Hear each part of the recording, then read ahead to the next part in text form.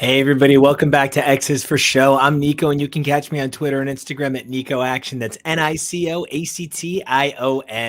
And you can find me on Twitter and Instagram at XNateXGrayX, and I'm TK.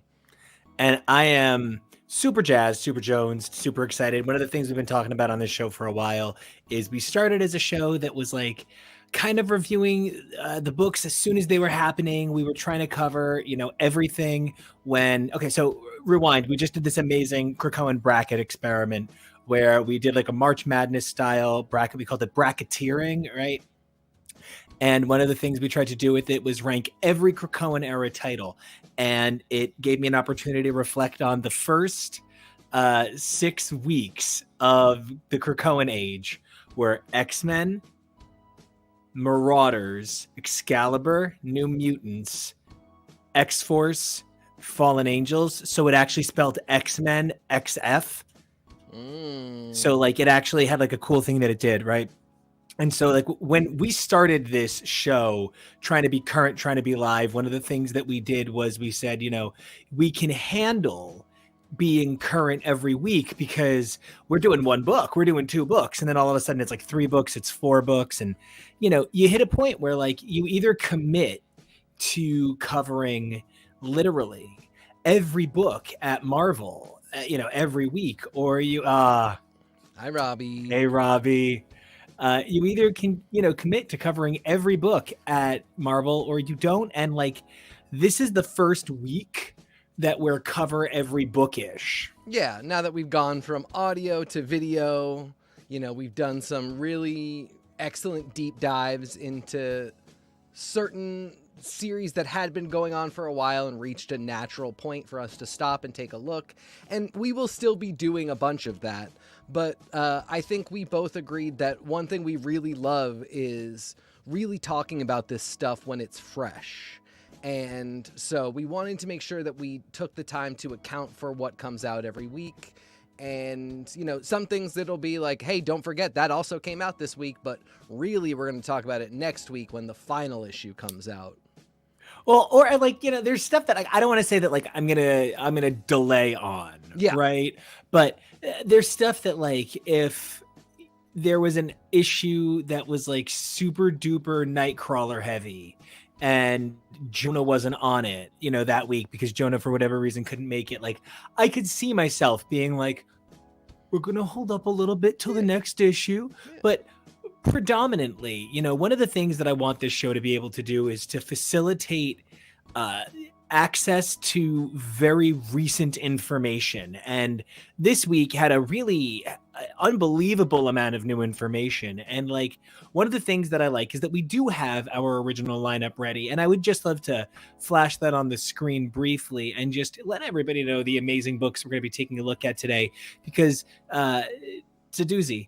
We're going to kick things off with a look at the last 3 issues of Wolverine and X-Force each, of which there are a number, right? And I know I just said it's 3 each, but I mean this in a good way, I guess. It felt like more than 3 each. Yeah, and the way it ties into both books are woven together and tie into such a long backstory, as I keep bringing up.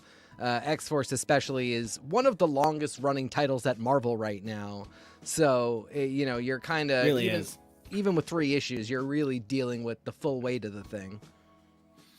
And from there, we're going to be taking a look at a number of the titles that were released this week and some of the necessary issues to take a look at those. To briefly look through our slides for a moment, we're also going to be taking a look at the amazing Nightcrawlers and Immoral X-Men number 2, which will be taking us to year 100 of the Sins of Sinister, which, it's a good thing that they went with Sins of Sinister and not Sins of Beast, even though they could have, because that event would have been called SOB instead of SOS. And that's pretty... It's apt. It works. It's pretty apt. From here, we're going to be taking a look at some number 1s that I think are maybe hot on your mind, maybe not. If you didn't pick up this issue of Hellcat, you missed out on one of the most visually stimulating first issues in a very, very long time. If you didn't pick up this issue of X-Cellent, we're going to talk about it, but X-Cellent might literally be only published for me. I don't even know that it's published. The entire issue is about a giant floating eyeball with feelings. That's actually just something I think I am. I can't do this. I can't do this. Not enough bang in the world at 7 p.m. We're also going to be taking a look at what I like to consider our 2 for 2, a little love connection from 1989 for you, a little Chuck Woolery, but none of the gross garbage. So we have Bishop War College 1 and 2, which is an interesting book that does a lot of interesting things that I really cannot wait to get absolutely everybody's opinion on. And then it's Red Goblin. I am excited to talk about Red Goblin. I see promise in this book and what it's mining. They did such horrible things to my Philip. Maybe Philip deserved those things. Burn.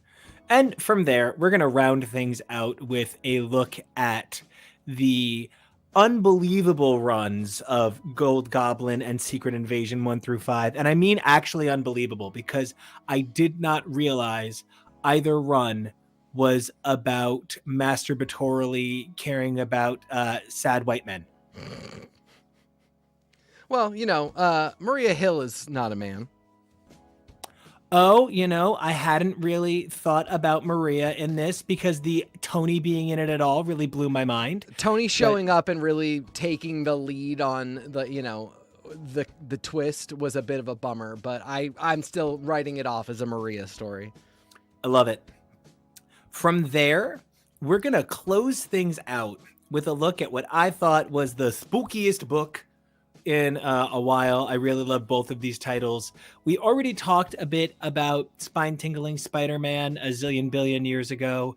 And now we're going to take a look at Deadly Neighborhood Spider-Man. Now, the connective tissue is spooky, and Juan Ferreira, and I guess the year 2022. The things completely not in common are everything else. I feel like maybe the common thread is like, you wanted Spider-Man to be in Midnight Suns, but he wasn't available, / we couldn't make it work, so we kind of brought the Midnight Suns to Spider-Man.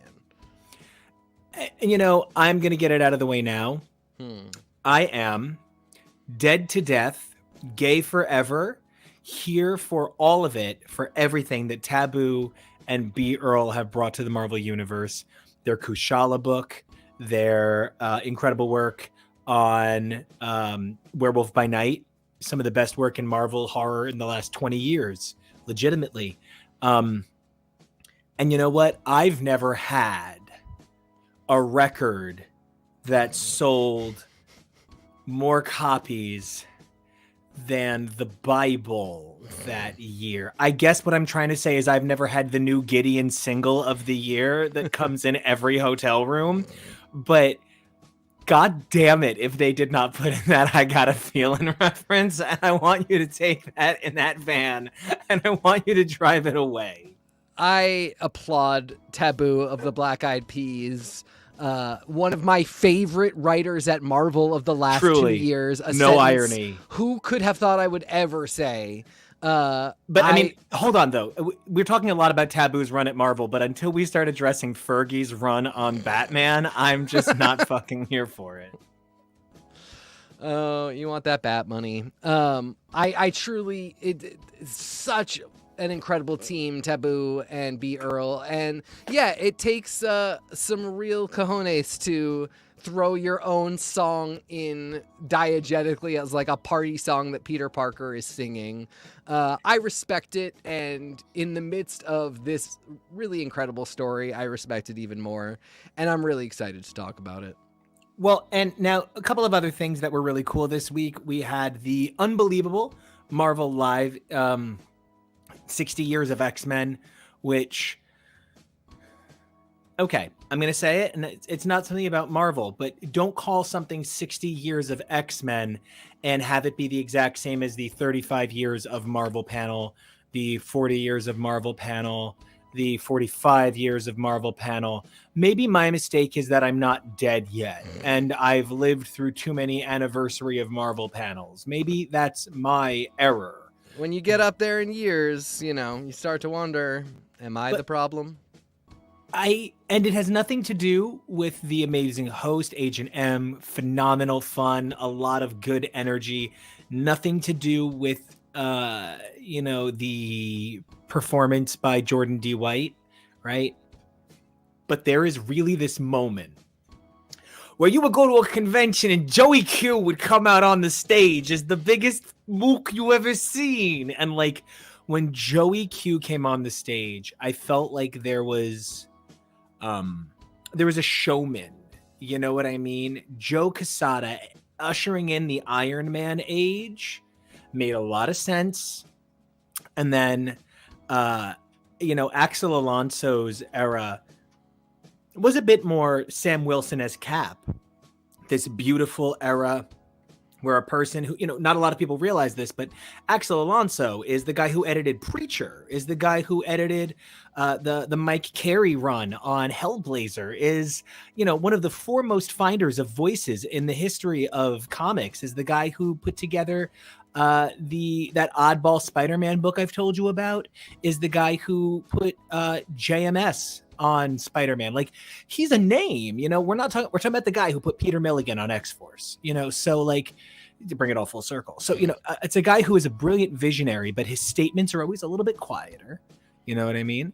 And then you wind up in this world where CB Cebulski's editor-in-chief, and CB Cebulski being editor-in-chief is kind of like the Spider-Man age, because it's the age of bright and flashy and exciting and new and reactive and young, but old, and kids, but adult, and child, and but parent. And it doesn't have the same adult gravitas that I felt perhaps it was under the live events of Joe Quesada. Joe Quesada live events felt like a New York mook was putting on a show for you.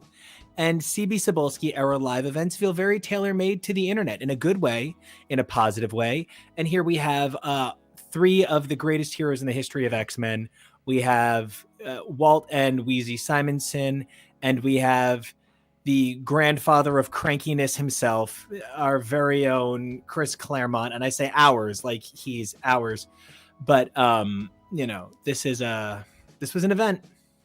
Yeah, I really do agree with you. I think there was a fear of taking risks and a desire to do something that unequivocally would be nice.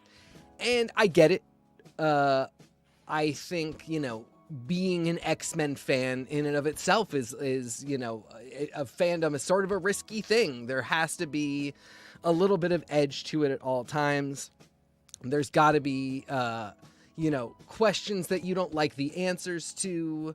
There's got to be really looking at the fringe and the margins and the places where the mutants live, and that being where you kind of do your investigation, even in celebratory moments. And it just felt a little bit like we couldn't possibly, let's just ask the nice questions. And there was a lot of, who was your favorite? There was a lot of, I'm not asking them to be like, who do you really hate? Or like, who was the worst editor? But I think after 60 years, there's a chance to really get out there and get cerebral and take stock of what 60 years has meant. And I don't feel the event did that. And, sometimes that's just going to be the case. But I think we as X-Men fans are never going to stop going to those places. And sometimes it just becomes a matter of us doing it for ourselves. Speaking of going to those places, doing it for ourselves and kind of capturing a moment, we started a deep dive over this summer where we looked at every page of the MC2 universe, and we believed when we finished, we were donezo. You and me were donezo. And we thought this was the case, but the universe had something a little different in store for us. And we thought when Stephanie Williams bestowed upon us the 4-part Spider-Girl series that saw Spider-Girl and Benji teaming up together to fight someone who isn't Arcade, I guess. Not my problem. We thought that was like the height, the height of gaiety, as it were. And then Marvel went ahead and said, no, we can do bigger, we can do better. And they gave us the return of the MC2. They gave us an all-new Avengers Unlimited comic featuring J2 and Mainframe, and evidently there's going to be a second issue that's going to feature the amazingness that is American Dream. There might even be a third issue, but it's a little hard to tell from Marvel fandom right now. And we've covered every word of this universe, so it just feels like such a reward that Marvel is taking the time to revisit this universe. And, you know, I think we said we really have covered everything we possibly can, and we never said like we're donezo. We said this is the conclusion, with that really hopeful, like, we fell so in love with this, we have to believe that somebody else is also in love with this and will do something more with it. But we can't keep doing just like little slivers of things. We got to have a real thing. And, you know, we were really winding up towards the end when that Stephanie Williams story came, and that was a solid story. It was not a complete pickup on the universe, but it was a really solid story. And that happened here again with this Avengers thing. Like, this is not a forgotten slice of Marvel real estate. And it's just so exciting to me to have spent all of this time identifying what makes this universe and these characters special, and to see that there are other people and other creatives that see the same thing and want to, you know, play in the same sandbox. And I hope this is really just, these have been some like opening salvos of something more to come. Because there's room, and that's the thing that always gets my attention. There's room for all of these ideas to exist at Marvel at once, and I think we're really starting to see a bigger growth into where a multifaceted world that tries to accommodate multiple avenues of storytelling. You know, I think that one of the biggest mistakes they ever made was shutting down the multiverse system in Secret Invasion, and then, you know, they quickly are like, no, that's not what we did. But, you know, all of the rumors for a few years were, well, it's going to be gone. It's going to be gone. So don't you worry too much about the multiverse, because they're going to get rid of it. So yeah, it's going to be fine. They're just going to get rid of the multiverse. And then it turns out everything's fine. There's still a multiverse. And like, MC2 is just like such a fundamental thing. Even if you didn't read it as a kid, it influenced you. And I would be fascinated to know how many of the people publishing books that we're covering today were directly influenced by good old Tommy D and the MC2 universe. And I'd love to know how many people are inspired by the idea of, you know, starting fresh, or maybe even the idea of like, once you have opened the bag, you can't put it all back in. Like, now that the MC2 is out there, I feel like one of the big things for me is I want to do something with it, because so much has already been done. And no, you can't just put it away and hide it forever. It really reflects something that deserves to be reckoned with. And that's where I am so excited about this future. And I can't wait to talk about not just the future, because, you know, one of the things that we really loved was we loved Wild Thing. Oh, and, you know, that was one of the hardest things for us to let go of from the MC2 universe. Wild Thing is the most unbelievable version of the Wolverine character. She has none of the trauma, none of the problematic stuff that kind of ruins a character like that. And she has all the fun celebration. Her mom is Elektra, double hot. And, you know, it just makes me excited for the potential. Oh, there's our girl. There she is. And there's, you know, us. In this 1998 future world, the idea that Logan might settle down and be happy with somebody, let alone Elektra, and that they might produce a child. Like, a part of me, as much as I want to see Wild Thing in current continuity, like, I want Wild Thing going up to Logan and saying, like, hey, I actually know for a fact that you can be happy and you don't have to marry this universe's Elektra, but like, you and my dad were the same person up to a point, and he just decided to be happy. And sometimes maybe, Logan, you choose to be this miserable. There are things that come out of the MC2 that I don't think they were done this high-mindedly, but now 30 years later, I think we can kind of see how they really can reflect on our kind of desperate need for pathos that, you know, is such a big part of the 616. Well, speaking of desperately needing to be miserable, the current runs of Wolverine and X-Force Oh Lord. are pretty miserable. And like for the characters, not like miserable I can't get through them, but they are a certain level of Paramore, a little bit of, it's such Paramore misery business. I can hear Olivia Rodrigo.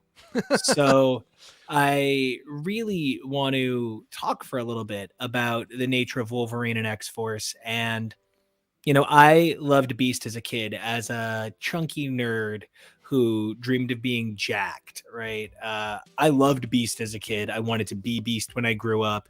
Everybody had crushes on Beast until just a few years ago, kind of sort of in my mind and memory. He was just sweet and kind and like, I remember when he did the all new time warp thing, and I just remember thinking like, this isn't Hank for me. But then everything doubled down on that was Hank. And I hate it. And here we are.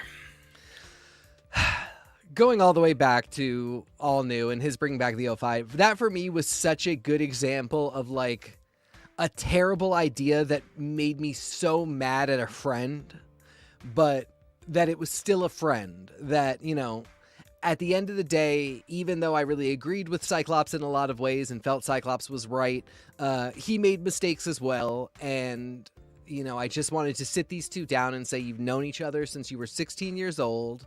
You're both being jackasses. You've got to figure this out in some capacity. And living with that frustration with Hank was tough, but actually really kind of an enjoyable part of that time in X-Men. Seeing Hank, the person that believes that the ends justify the means, was like, dude, come on, you're killing me here. But even that, I was like, I can see how he got there. And then we just went over this cliff. And the only thing I worry about with the cliff, like I really respect this idea of like crossing a Rubicon, but we do talk all the time about how you've got to put the toys back for somebody else to play with. And I don't know how you get Beast back after this. Well, let's bring in somebody who might have a thought or two on how to get Beast back into shape on this. Jonah, as one of our resident scientists, we'd love to bring you to the table and get your opinions. Beast, blue misunderstood angel, or furry effed up menace? Oh, and where can everybody find you? Also, unmute yourself. I thought I did. Hello, everyone. You can find me over on Twitter and Instagram at PeakJonah. And I can confidently say, I hope Beast doesn't survive this experience. Beast, I feel like they tried to do an extreme radical change in personality.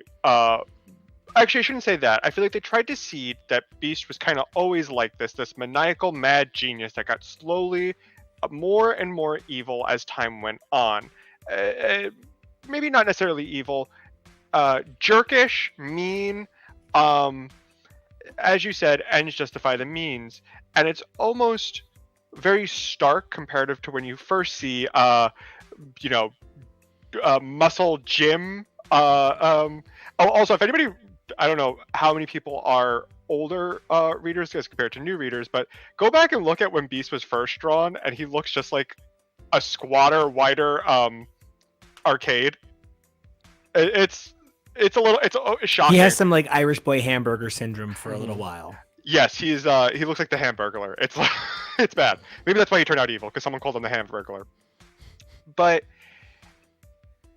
I feel like, especially in the Krakoan era, there were enough people trying to do the ends justify the means. And we got that with the Quiet Council. We got that with Apocalypse. We got that with a lot of different characters that were major and in play with so many different events. But Beast thought, no, I have to do this. And I don't know if I really agree with that, because it's not enjoyable to watch. It's not enjoyable to watch Beast launder money and make this giant space prison that he was experimenting on people. It's not fun to watch him hold Logan as a prisoner and nobody question anything and nobody go looking for him and everyone just being fine and complicit with the way that Logan is currently acting. I is a level of belief that I can't suspend with the things that Beast get gotten away with, that I don't see how you could quite really bring this character back outside of giving it the Cassandra Nova treatment of killing Beast and resurrecting him, taking out all the evil parts. You know, just on that was one of my favorite parts of the X-Men live stream when Agent M was like, you know, at the end of your run, you kind of had Beast be like a villain. So how do you feel about the current state of things? And Grant Morrison comes in and is like, oh, you know, I never had him be a villain. You know, he's just he's used and he got harbinged and he was destroyed. It wasn't and Please like, don't write in about this accent. Oh no, that's my it's secondary mutation. very close to your Machine Gun Moira accent. Yeah, my secondary mutation is my accents can kill anyone. But yeah, just this idea that even the people who put Beast on this trajectory are like, what are you talking about? That wasn't my intent. And I'm like, well, boyo. Yeah, I mean, you know, Percy really has a vision, and like there's a big part of me that really respects how he has stuck around this entire time and executed his narrative plan.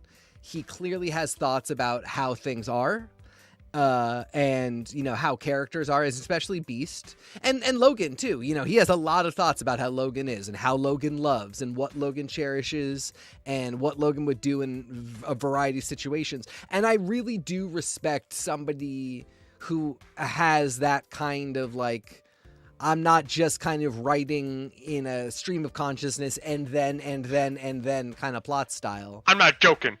He's not joking. He's not joking about what Beast will do. Look how blue he looks. We've gotten to a place where no matter how much I respect that this is how Percy sees Beast, I don't, you know, using Morrison as an example, Morrison saw Magneto as completely unredeemable, and I respected that too, but the way they had to retcon that so we could have Magneto for the next 10 years, which were some of Magneto's best years, it's a really just unfortunate impasse that a writer can bring a character to when this really is communal property. And I would think that we had learned the lesson with Magneto, but it seems like we're kind of doomed to repeat these mistakes in terms of, like, I suspect that we are getting kind of a facile explanation for why we are allowed to like Beast again when this is all said and done. Well, no, I don't think Doom was in this issue. Well, like part of it for me is we're getting like, okay, X-Force has nothing to do with Wolverine anymore, and for a while, it's almost like Ben Percy heard the commentary, hey, you got to stop running it like it's one book. And this happens, you know, there's always two books that are one book at the X office. When two for become a while. one. Yeah, it's a very wannabe situation. You know, whenever Astonishing was around being posh, right? New X-Men Academy X was running around being sporty. When Cable is running around being Scary Spice, X-Force is running around being the other girls during the Viva Forever years, just scary. Trying to spice up their life. Yeah, right. Hip hop is harder. Moonwalk the Foxtrot. So the whole thing I think I'm thinking is that somebody finally said to Ben Percy, your ideas are too good to keep forcing them together like this in ways that aren't organic. And Marvel said, okay, 2 separate books. And now X-Force is kind of like, as you said, TK, when we were talking about our notes, X-Force is just treading water while we wait for all of the sins of Beast to pay off in Wolverine and then Weapons of X. And poor Jake, who is not a Wolverine reader, not a Ghost Rider reader, but I don't know how they can read Way of X, or what is it? Legion of X, which has Spirit of Variance in it, when Weapons of X is coming, and it looks like it's going to be an intertwined moment. Yeah, I don't know. I mean, like, it's tough because nearly 4 years on is kind of a tough point at which to be like, hey, you got to stop treating these like one book. Like literally before the 3 issues that we're talking about for both books, they are still doing the intertwined thing where a storyline will start in one and get picked up in another. You know, we're really starting to see Sage question Beast, and like she arrests him for a moment, but the way in which that gets hand woven such that Beast is allowed to continue working is very odd, and you know, it just doesn't feel like a satisfactory end. And then Beast really moves over to Wolverine to continue his horrors, and then meanwhile we just do this X-Force storyline that is about the man with the peacock tattoo turning out to be the Gene-Engineer from Genosha's son, who got himself his own son that is the baby from the mutant baby area, and that baby loves him because it got aged up but then didn't want to be there and is now excited to be back. I don't really know what to do with all this. The man with the peacock too is like kind of cool, like as an adversary, sure, whatever. But now he's the Gene-Engineer's son, and I don't know that unless you're gonna give me like some real Genosha stuff, I don't know that. Yeah. No, and like here's why I'm not like your opinion doesn't matter. No, I'm like, please, yeah. Don't do it. And you know it. what? I want to actually, I know I'm bringing in somebody who doesn't really read the titles exactly to talk about this, but I feel like there's nobody that can better understand what I'm trying to express right now than Jake. So I would love to bring Jake to the party. One of the big things that I think the dangers of returning to Genosha needlessly would do is the Genoshan metaphor was really poorly handled in the first place. There was not a deftness to the idea of discussions of ethnic cleansing, of discussions of formative culture and civilization from othered people. There was no discussion of caste system outside of we're rich, you're poor, and slaves. And the oversimplification of the caste system, that it was just the haves and the have-nots, as though there is no class system of haves, as if the haves would not pit the have-nots against each other in unique ways. It was a little too facile for me at the time. And I would love to get, Jake, how you would feel if the modern X-Office tried to do something as sus as bring back the Genoshan era, and also who you are, where you're from, what's your name. Oh, hey, how's it going? Hello, everyone. I'm Jake. I live here in this little square. And you can also find me on Twitter at Omega Sentinel or on Instagram at The Heart Farmer. I gotta line those up at some point. Yeah. So I'm not a fan of bringing in sloppy social commentary, and the Genosha thing has had, like, Genosha as a historical X-Men element has had so many ups and downs and a lot of inconsistency. I think that this thing with the Peacock Man being the Gene-Engineer's, less cool son is a twist, but I just like, is that why he's good at genetics? Because he's the Gene-Engineer's son? That's so dude. dumb. Yes, that's like the determinism that his dad is the Gene-Engineer, and he's like, oh yeah, and so I both hate mutants, and I'm really good. He's at messing, to be clear, with their he's genes. the Gene-Engineer's clone. The Gene-Engineer raised them. That counts as a bad son. Yeah. It is a bad son, and he raised multiple ones. Like, there are ways you can get to, he learned about genetics, but I do think, that is. Yeah, you don't learn about genetics being locked in a cage and having your organs harvested for your dad. Like, right. I'm sorry, if by watching people be good at things, I would be good at heterosexuality by now. Oof. Wouldn't we all? Right. So no, I mean, if just being good at just watching people do something made you good at it, you know what I mean? We'd have competent politicians. But I'm wondering, do you mind if I tack back a second to Beast? Oh yeah, just for a second, because I really.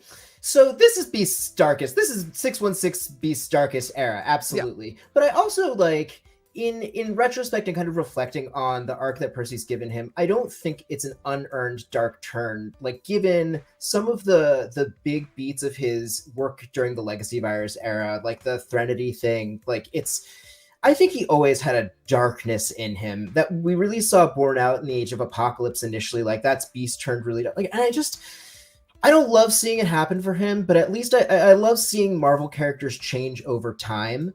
And, he's got an arc, and it's kind of interesting, and he's going to be a bad guy. I guess I just wish it wasn't echoing Moira's, like, I'm an evil scientist who is also turning dark arc. Well, and at the same time as Sinister, doing the same shit as Sinister with people in cages like Sinister, doing experiments in secret like Sinister, secretly messing with messing with things that haven't been born yet like Sinister. Well, it reflects an anxiety of the era for sure. This idea that this is a general mistrust that feel like of systems and systemic issue. Like I feel that this is trying to ring a bell. And I'm a little confused about like what is the bell that we're trying to ring exactly? GPT. The fact that we really hit in this last Wolverine's, like Beast activates his his end game plan, literally picks up a piece of the island and walks it away from the rest of the island and such a dick move. Releases a bunch of Beast clones, and now that is to him X-Force. Everybody, Sage, Domino, Logan, Deadpool, Omega Red, they have been fired from Beast's X-Force, and he is now running everything, and he is doing it to keep mutants safe. He will commit these atrocities to save millions of mutants, and that on balance is okay to him. He sleeps soundly knowing the ends justify the means. Sure. My two questions become, one, temporally, did this all happen before Sins? Is it happening after Sins? And then the other question is, how are these two things not, if we're intertwining stuff, how is Beast not either working with Sinister? How is he not one of the checks on Sinister?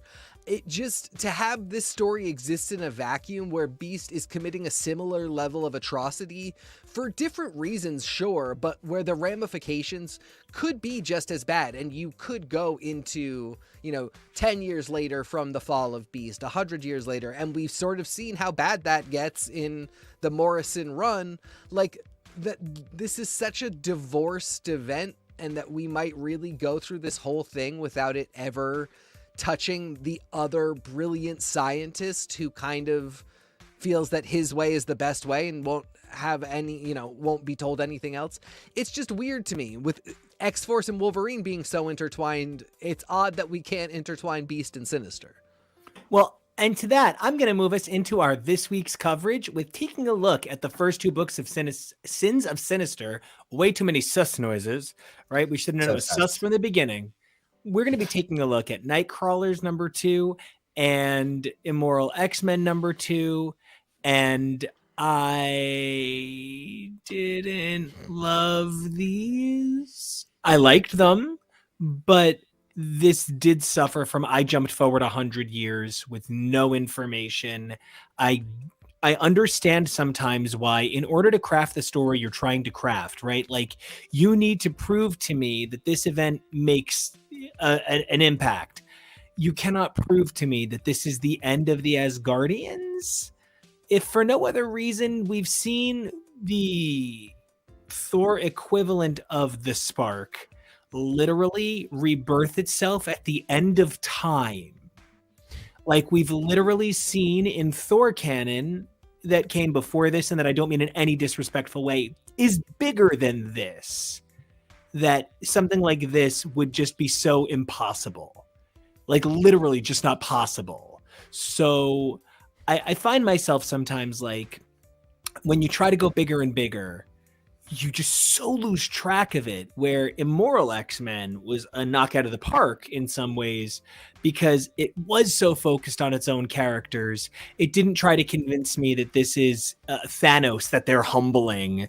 It's Sinister who's like, this is out of control. Whereas defeating the Asgardians, sure, that's like putting on a really big strap on and telling me it makes you a man. That's not the measure of masculinity or the determinants of a man. It's not what hangs there. It's so much more than that. And trying to simplify this situation in Nightcrawlers is severe by defeating the Asgardians just felt silly.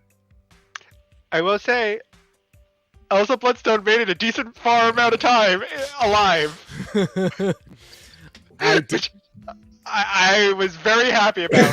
Getting any dialogue, She was immediately defeated, but that didn't matter. She made it very far, which is honestly doesn't surprise me when you have the ability that basically makes you immortal.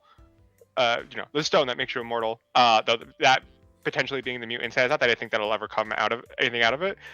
That is something that could have been played with. There are certain ideas that I think I really enjoyed out of here, but I do have to agree with you, Nico. The one-upmanship of itself, I think, is a pitfall. I think Immoral X-Men worked a little bit better for me than Nightcrawlers 2.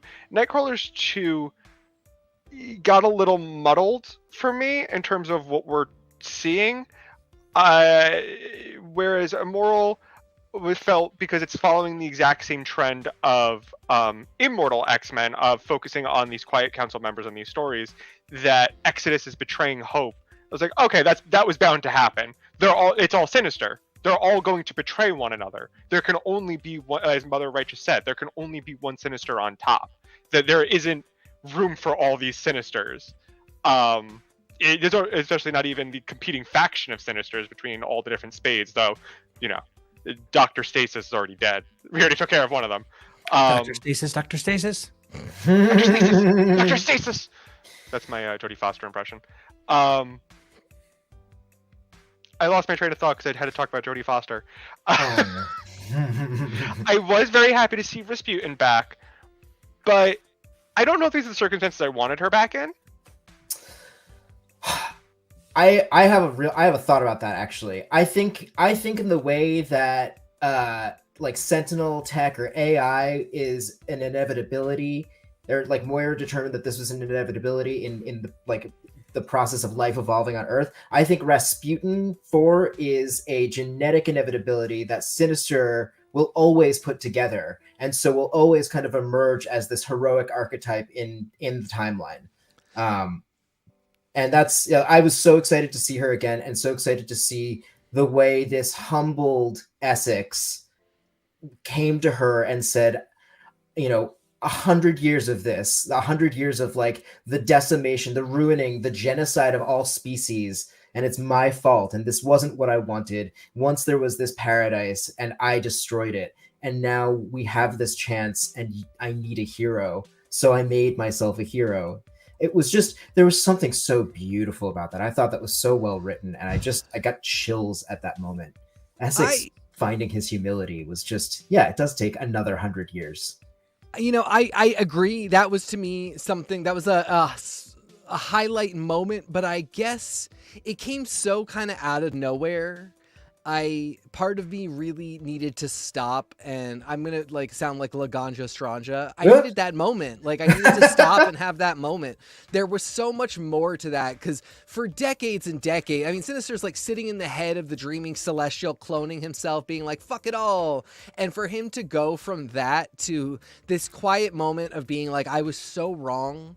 I just maybe needed one more, we're getting Sins of Sinister at the start of this, and then Sins of Sinister at the end. We're getting these one shots, and I maybe wanted one in the middle that really follows Diamond Essex and lets me see the internal process, because I know Gillen can write it, because he wrote 3 of them during Judgment Day for random characters that I didn't need. So I could have really used it for Essex, and that was a little bit tough.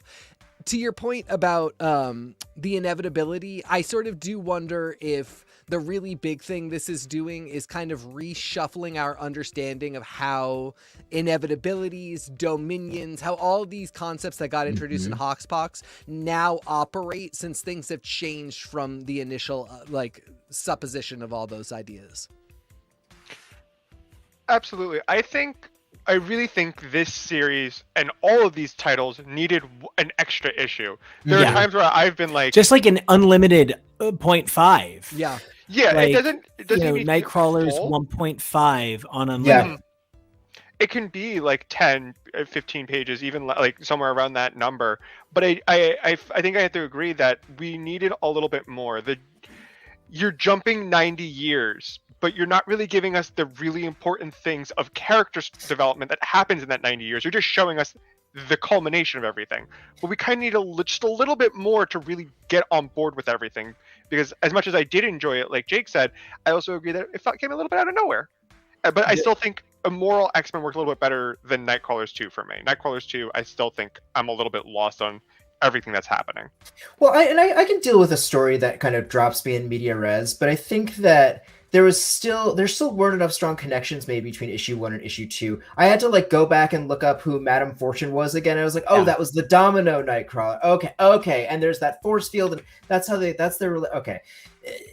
I like this as the kind of the piece that's showing me what Mother Righteous is up to. It's just the Nightcrawler like candy coating is not as sweet as I would like it to be around that the shell of caramelly Mother Righteous goodness. I like Twixes. Well, and I think part of the problem is like, does anybody? I don't know if anybody remembers, but like, I want to say like 3 years ago, 4 years ago, Marvel did this like 100th anniversary special, and it was like every book 100 years from now, or every book's 1000th issue or whatever. And so you're jumping forward, and they're constantly explaining the things that you missed, and it's sort of like Heroes Reborn, where they're like, don't forget to check out Squadron Supreme and the blah blah blah number 92 from 1997. And that's really cool when it doesn't matter.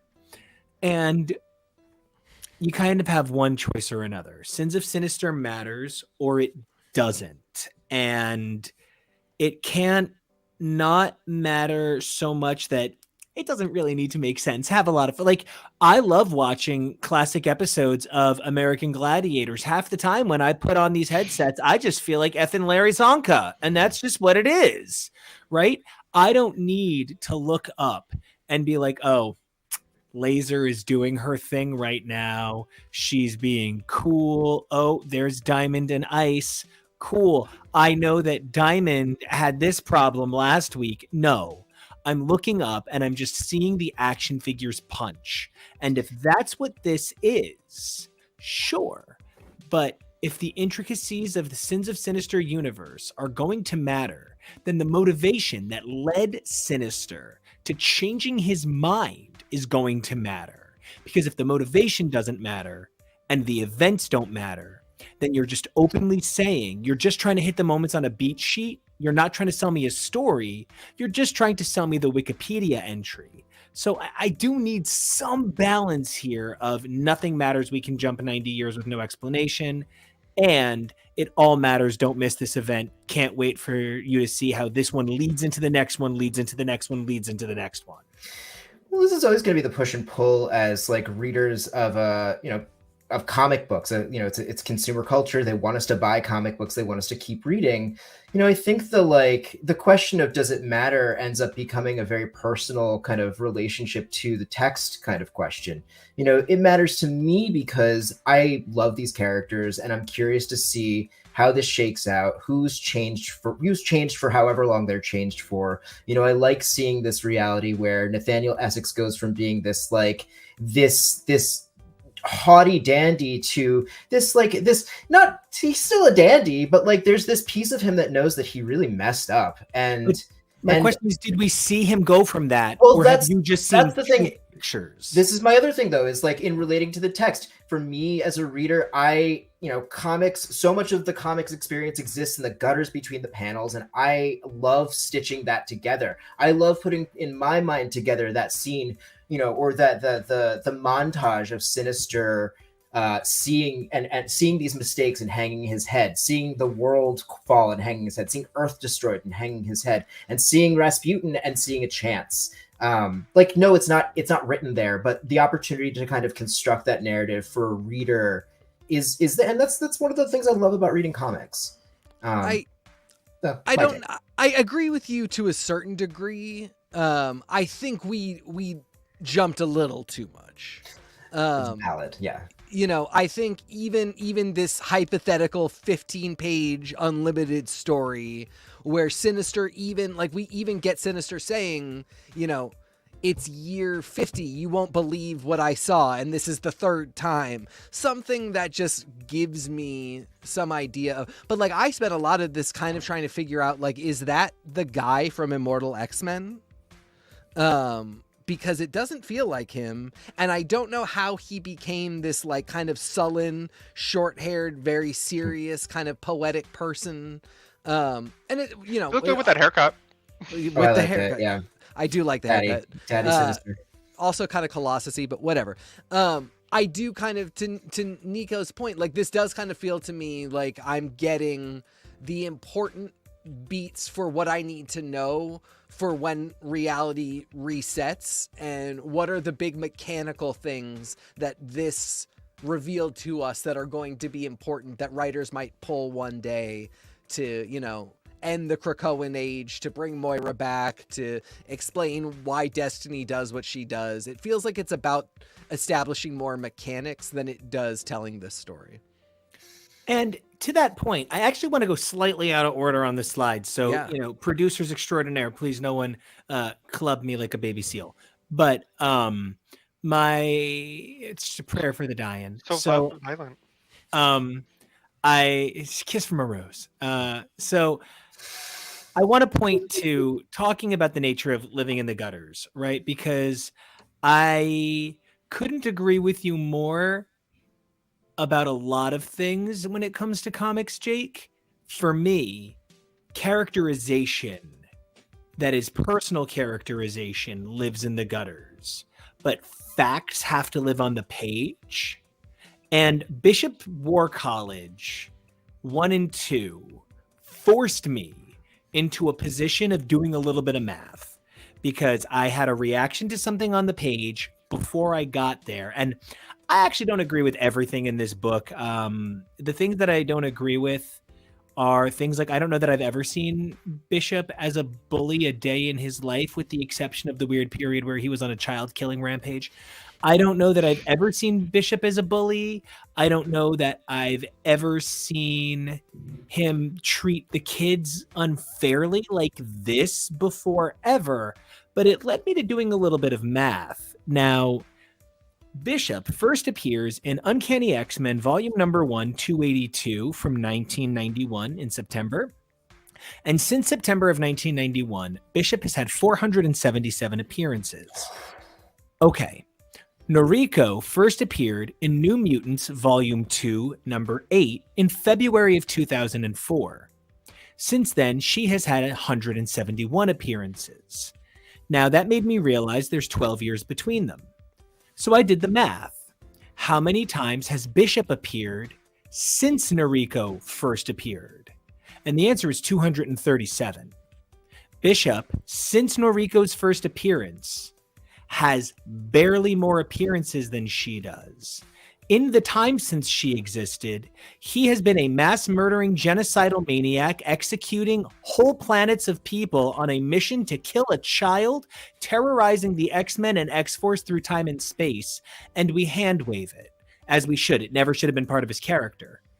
But simultaneously, the 3 instances on panel ever of Noriko being Islamophobic, which were disgusting, wrong, and need to be addressed directly, are brought up constantly in comparison to the many times writers have tried to move her past that and show her as a positive, inclusive person. One of the things that this book does is plays into the general Marvel editorial decision, not this book does something wrong, but no child is allowed to grow up at Marvel, in a way where even when their body gets physically bigger, the characters that have 10 years on them continue to speak to them like dumb children. And while Bishop learns his lesson and apologizes, and there's some incredibly beautiful stuff with the world of Black X-Men and how powerful that is and how incredible that is and how excited I was to read that and to know that this is done by a Black creative team fulfilling their vision of a Black X-Men story. That's what I want in this world. Any problems I have with it are just not my interpretation of Bishop per se. But I really loved seeing the aggressive, kind of ageist, and frankly a little bit anti-woman, because the 3 characters here that have a lot of experience, Armor, who actually has 5 fewer appearances than Bishop in the time that she's existed. Wow. Has served on 3 different regular X teams, right? Like, Armor is legitimately as an X-Man as Bishop is, but culturally speaking, we attach to the Jim Lee era more than any other era, and we treat Asian women as less in this country. And Noriko and Armor are both Asian women, and we are treating them like garbage as characters. And that this book is taking the time to address that and correct that and work on that is like, what a moment for a book that is meant to be a Black creator's opportunity to address Black issues. He goes out of his way to be like, but also these Asian women deserve more respect, and it's going to start with me.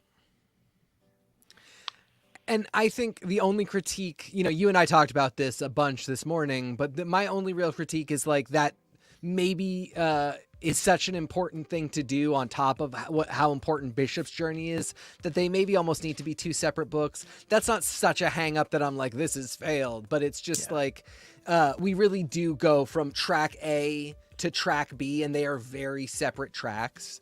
And I want them both to have all the room that they need.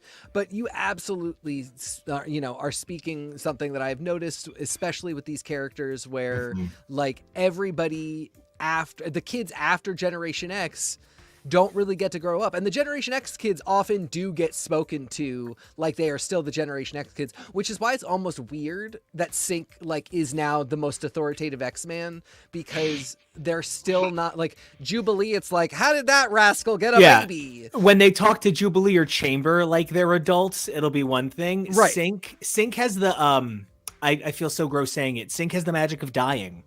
Yeah, I mean, like, Sync is on his own journey, but it's just like, if they can figure it out with Sync, I feel like they can figure it out with the rest of Generation X, and we can all just agree they are X-Men now. Hisako absolutely should be an X-Man, just period.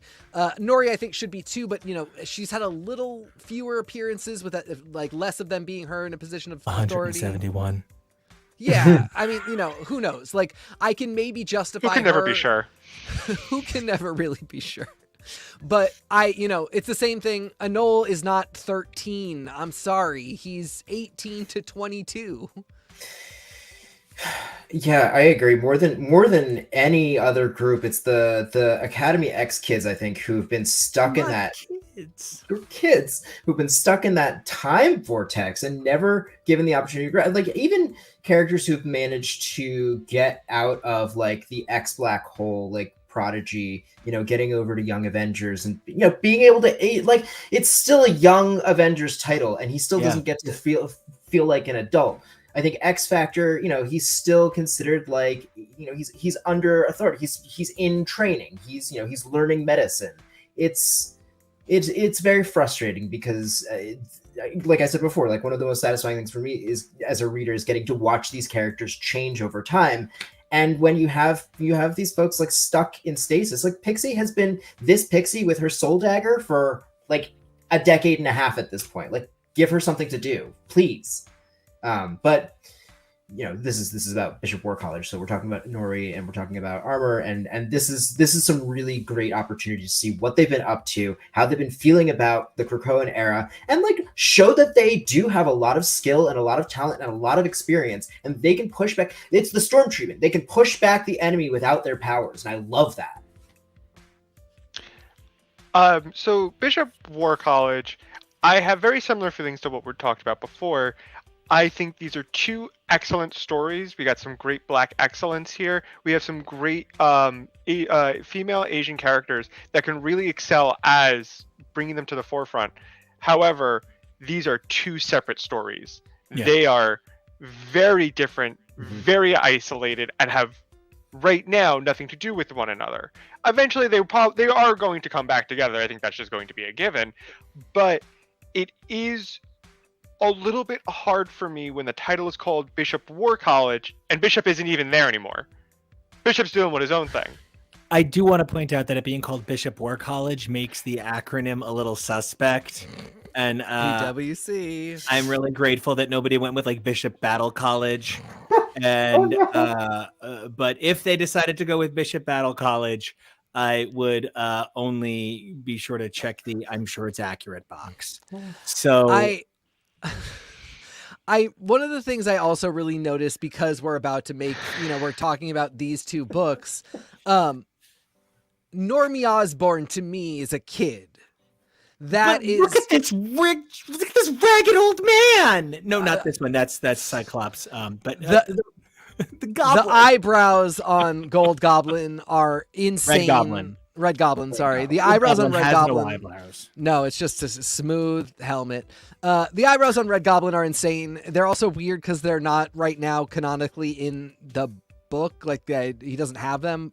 Oh, but whatever. When he goes Goblin mode. No, Don't even when he's got the symbiote on, he does not have the eyebrows. But setting that aside, this to me is a kid book, and like it is a dark kid book. This is a 12-year-old who has gone through a lot of trauma and is very clearly going to be troubled, but is a kid and is going to a grade school, and he mentions that he's going through puberty, and it's just this stark contrast because I'm reading this title that is like a kid comes into his powers, and it's morally gray, it's got a bit of a horror tinge, it's got suspense, it's Osborn's, there's a lot there, but when I look at it, I think that's a kid book, and there is nobody that has been in an X-Men school book in the last 10 years. Yes, Kettle, yes. That I think of as a kid. Red Goblin's 12. Noriko and Hisako are not 12. Nope. They are definitely 18. Red Goblin is best friends with Venom, who is also 12. Yeah, Venom is now Dylan Brock, Eddie's son. Dylan has the symbiote that we know. Eddie's got like galaxy brain cosmic god symbiote stuff happening that I'm not going to get into, but Dylan was like, I share, and gave Normie a piece of the suit, and it's this cute little thing that's like, I hang out with Normie now, and His name is Rascal, and it's the sweetest little thing. It's real cute. It's real effed up, but it's a kid's book. Nobody who was in Academy X is in a kid's book anymore. They simply can't be. Yeah, TK, you described this book about being a kid coming into his powers, and I don't disagree with that as kind of like as a broad take, but it's complicated by the fact that his powers are given by a symbiote that he's not bonded with, that he describes as being like a puppy, and that he does not treat well, which like breaks my heart watching like a kid who clearly like struggles to empathize but fail to empathize with the thing that wants to empathize with him most and like empower him. This is a dark story, and I'm here to see this plot resolve. I'm here to see the turns that it takes, because it's really compelling, but it's also just like I'm like on edge the entire time I'm reading it, because I feel for this kid, and I'm worried for this kid. It's a happier Normie than most normies get to Normie. So, it's really true. Jonah, this is your first Normie, I believe. Correct. This is not a title that I'm currently reading. And part of that is I don't know if I have any interest in it.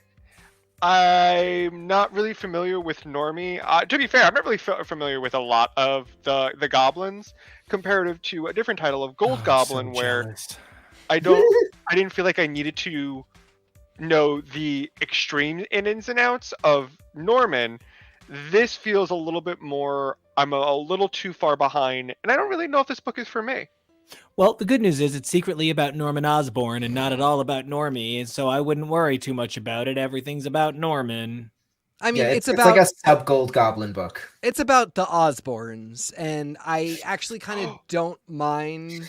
I would read a book called The Osborns. I was gonna say, I think they should do it, because Liz is effed up in her own way too.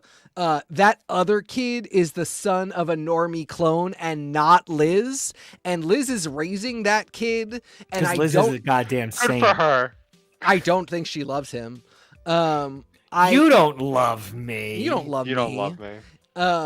Favorite Goblin. Fan favorite Goblin, favorite everyone. Fan You did it. favorite. Fan favorite Goblin. Oh. I'd rather keep the symbiote on, please. Pheromone as Pink Goblin. Please call me Marvel. We are ready to write this tomorrow. These bombs exploded. Producer Kevo is dying in the He's background. The Osborns are very dark right now, and I know we're gonna move into gold at some point, relatively soon. It's all dark. It's all bad. It should be. We're getting into this really interesting place where we can't just do the Green Goblin shows up and wreaks havoc. Like, we do kind of got to get internal with it, and putting a kid in the mix, a kid who has had the sins of the Osborns, and to somewhat of an extent Peter as well, visited upon him when he didn't ask to be born into any of this, and to have that combined with, you know, coming into power that, yeah, maybe he has no right to, but it's happening. It all to me is a very interesting exploration. Is it a little too reliant on Norman Osborn? Yeah, but like the entire Spider-Man world is, in the same way that like too much is reliant on Doctor Doom for like a bunch of heroes. So if we accept that that's kind of a given, this is really interesting and has a ton of potential that goes outside of the 5 issues of this book.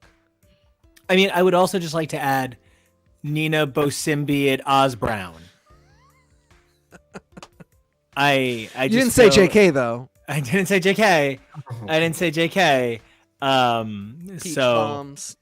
And you know, I think that even if we're not talking about my season, we should be talking about how I have 3 wins. That's 2 wins that are 4 just now. in my head. 4. And that's 3 wins that are just in my head.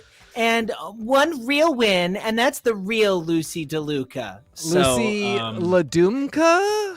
I She's keep calling Doombot drag queen. I keep calling her Lucy DeLuca. Yes.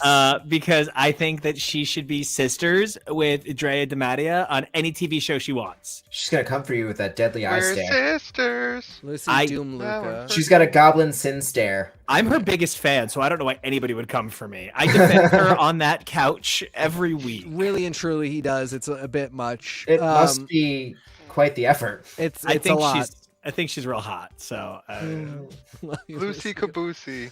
so anyway, this book. I just to get back to Let's talk about some more goblins. yeah, because if you think about it, all goblins are just drag queens, right? So yeah, you're just putting on. We're all born We're all naked, born and the naked, rest is goblins. I mean, Yeah. you can also do the same thing for symbiotes. They're all Oh, born yeah. naked and the rest are symbiotes. Yeah. Gold Goblin. I want to say this: if any book simulates the MC2 experience in just 5 flippin' issues. Gold Goblin by Christopher Cantwell is one of my highest rated. Don't read it.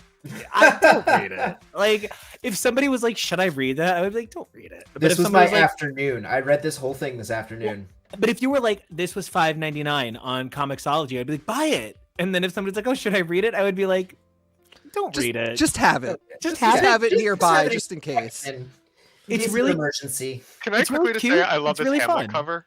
Yeah, oh, absolutely. The jack-o'-lantern cover, so good.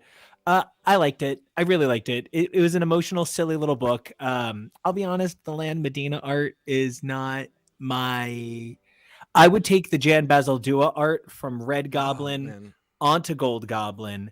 I would probably keep Zombie Phil just for fun, and because Zombie Phil bummed me out real bad. Yeah, little Sasha Colby in there. With their tanks of goblin serum. So, how did you guys feel about likable Gold Goblin-ish? I enjoyed it. Oh, Keep sorry, I going, didn't mean to John. cut you off. I enjoyed it. I also liked that it didn't feel like it needed to be bogged down with with an event that I was supposed to be a part of that I had nothing to do with. And said, "Sure, we're a part of this." This was not happening that really. day. You just happened to be in New York that day for that event. I was guys. I was Like there for Fashion Week. 9/11. You know, Like yeah. I was alive on September 11th, so I was there. I for was 9/11. relatively close. I mean, I was close. I was on Staten Island. I was 15 minutes away. So like, I Yeah. get it, but We're- like, I we're all- wasn't we're all there. close, and the rest is drag. When we started, I started actually with issue 2 and 3 for the Dark Web event, and I realized, oh, I like this. I like the story trying to tell me. So I went back and I read everything. And I can confidently say I actually did enjoy this. I thought it was an interesting take. It was my first foray into some Norman Osborn. It's to my first, Goblin book, and I actually really enjoyed this. All right, Jake, this was your day. Well, so my last entry point into the psyche of Norman Osborn was Dark Reign. So this is a different look, for sure. He's not like megalomaniacal and wearing a American Iron Man suit. No, now he's just dressed like he's in Daft Punk, which unhinged. Honestly, it's a beautiful costume. It is. It's really and good. I'm a little suspect of this idea that you can magically, I know this is comics, but magically cleanse someone of their sins or their mental illness from like a magic, right? A magic shotgun, a sin eater. Yeah, how Catholic, right? Exactly. That comes. It's a medieval sin eating is a medieval Catholic practice. Read up on it. It's on Wikipedia. It just costs you a lot of money. And sacramental bread, and wine, and maybe an animal, depending on what kind of sin eater you're working with. Yeah. So that's taking that as kind of like leaving the suspect nature of his reform aside. I like that he is tortured. I like that he's got Gwen Stacy's ghost snapping her neck at him constantly. It's like Sasha Colby during the transitions rolling for scenes. Oh my gosh. I just made that connection. It's fantastic. Thank you. Thank you for being there, fam. Yeah, so it's an interesting take. I don't hate it. I thought I was gonna be super bored by it because I don't love Spider-Man stuff. And I was actually I read all 5 issues. But my one thing is okay, Dark Web, there's a character called Queen Goblin. Yeah. Yes. And no one cracked a joke. No one made a connection. No, they were too busy making Goblin. They were too busy making Goblin mode jokes. Because her name is a joke. It rhymes with Green Goblin. That's why she's Queen Goblin, not Goblin Queen. Because she's Queen Goblin, like Green Goblin or Demon Goblin. Yeah, but that's a missed opportunity. This was an event. They were both present in the city of New York, having the same name flipped. Come on, meet each other, judge each other's looks, have hit some each other tea, with have a cocktail. Exactly. Go to the Interior Illusions Lounge. Scarlet Spider and Scarlet Witch have got to start making jokes at one another. You're crazy this time. I'm crazy this time. Let's go end the world. This is what I'm saying. We need to embrace the puns of these names. Otherwise, what are we even doing here? I think my only real complaint is at the end when he was like, I had to kill her, didn't I? Didn't I have to kill her? I had to kill her, right? I just wanted to be like, yes. Actually, yes. Listen to me real quick. Buddy, come here. You showed such love and restraint. And let's remember that this is a super universe, right? So we're talking about a world where people literally, we as a people stopped giving any cares about masks as a people. I don't mean personally, because I wore my mask until last week. My mask is literally over there on the couch. We as a people stopped caring about masks after 4 months. Are you telling me that if people have been brought back from the dead 3 times, they would still notice things like people dying? So when Norman decides not to, let's go with Ed Norton curb stomp a la American History X, jack-o'-lantern into nothing but little gourd smashies on the ground for crashing his kid's birthday party, I think Norman Osborn actually did show growth in this universe. Queen Goblin has been responsible for multiple events. She is literally pretending to be a therapist, which actual problem for me. We really, as a people, need to get away from therapists make for great supervillains, because as a Latin man, I'll tell you, we already have a situation where the entirety of my people are distrustful of therapists because they believe that they're dark magicians. So the last thing that we need is to further vilify therapy in this nation. And so I'm over evil therapists. Good job. Killer. It's fine. And Kevo, I gotta agree. And you kind of speak to my point. The goblin, like the group of people that are goblins right now are actually very interesting to me. The variety of motivations. I think something like a purple child as a goblin would be really interesting. That goblins are kind of, mixing with symbiotes, and all of this stuff is happening connected to Spider-Man, but Spider-Man doesn't have to be the prime mover of all this. I think is all really great. Jake, your point also, Jake and Nico, both of your points about like how literal mental health struggles play into this is a really complicating factor. It's not perfect. But I do love, to Jake's point, that this didn't make Norman a good guy. This just, this gave him the ability to stop himself when he wants to enact incredible violence, even when it might be justified, even when there is a stand your ground defense, something is different. I think ending on this note of like, I killed her was a little, I don't know, having it flow into Red Goblin. I think there's a lot here. I think not all of it is amazing. Some of it is really interesting. Would you say some of it is Friendly Neighborhood? Or Deadly Neighborhood? I could see that getting in the mix as well. I mean, I'm interested. This was a solid 5 issues for me, and the other one is coming up as another solid 5. Though Nico just showed me today that it will be leading into the Carnage Reigns event. Because the Carnage event leads directly into the Venom event. Summer of Symbiotes, yeah. Event after event after event. Well, so it's funny because this was exactly what Claremont was complaining about in that 60th anniversary thing. Yeah, exactly. And so I want to take this as an opportunity to actually talk about another book. This actually like dovetails perfectly into a thing.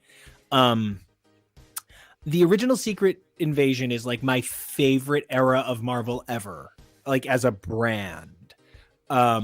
I don't love all of the things that it said about distrust of the people in your nation for our country. I love that the metaphor was made because they never once said that the right thing was to be distrustful.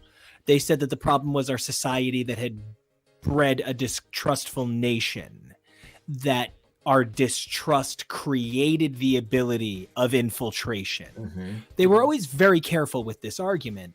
And I don't think this miniseries was truly befitting the Secret Invasion brand name. I would have loved if this was called Skrulls Among Us, if this was called American Gothic Skrulls, if this was called S.H.I.E.L.D. Sucks and Let's Tell You Why, if this was called Any Chance to Look at Nick Fury is Hot is Good, Nicholas Joseph Fury, come sit in my lap. Like, I love Maria Hill as a strong Latin woman. We've reached a point where, and I was having this conversation with Teak the other day when we were walking to Coast City Comics. I think that's where we were walking at the time. Yeah. Can't possibly say enough great stuff about that shop, or it might have been one of the awesome shops up in Portland that we were looking at. But I specifically no longer think I understand the difference between an event and a crossover and like a mini series, because like, hear me out. Okay. Dark Web was a crossover event, but did not have a unique Dark Web miniseries per se. There were some books that ran through it, but there was no Dark Web miniseries. There were 2 one-shots. Well, but then there were subtitles too. Dark Web X-Men, Dark Web. Right. So that was more like an event.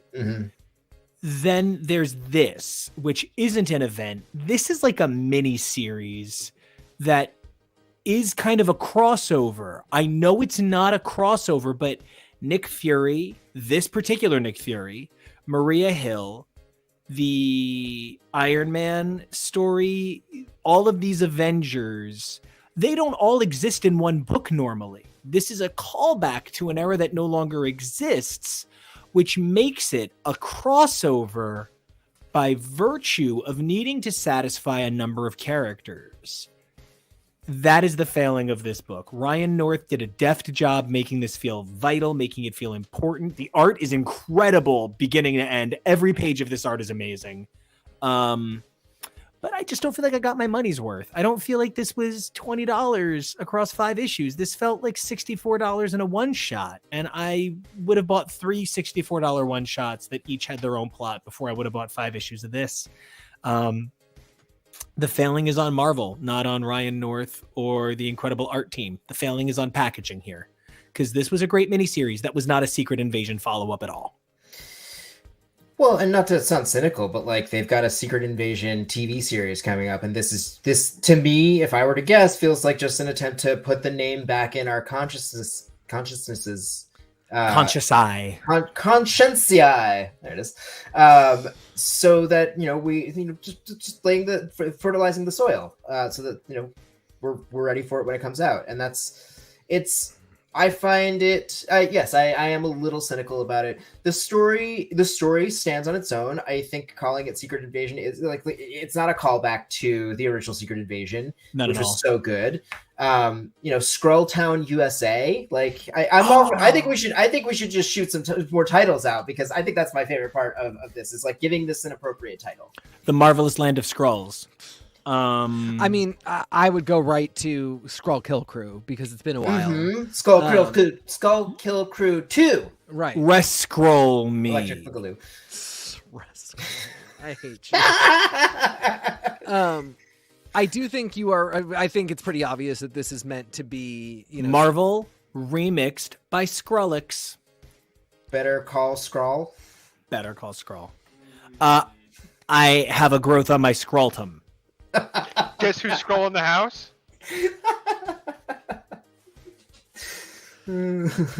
She Skrulk. I use Scroll Share all the time. This is obviously meant to put the name out there as we're doing some NC unification. That's fine. The thing that really worries me is that I feel like this is kind of telling us exactly what the plot of Secret Invasion, the show, is going to be. Nice. That we're going to get this, like, they're against us, we're fighting back against them. Oh, it turns out there's actually some good ones. We use the good ones to trick you all. Now they're in the mix too. They're heroes too. But I did like, I mean, it's not a bad plot. And I did like what we got.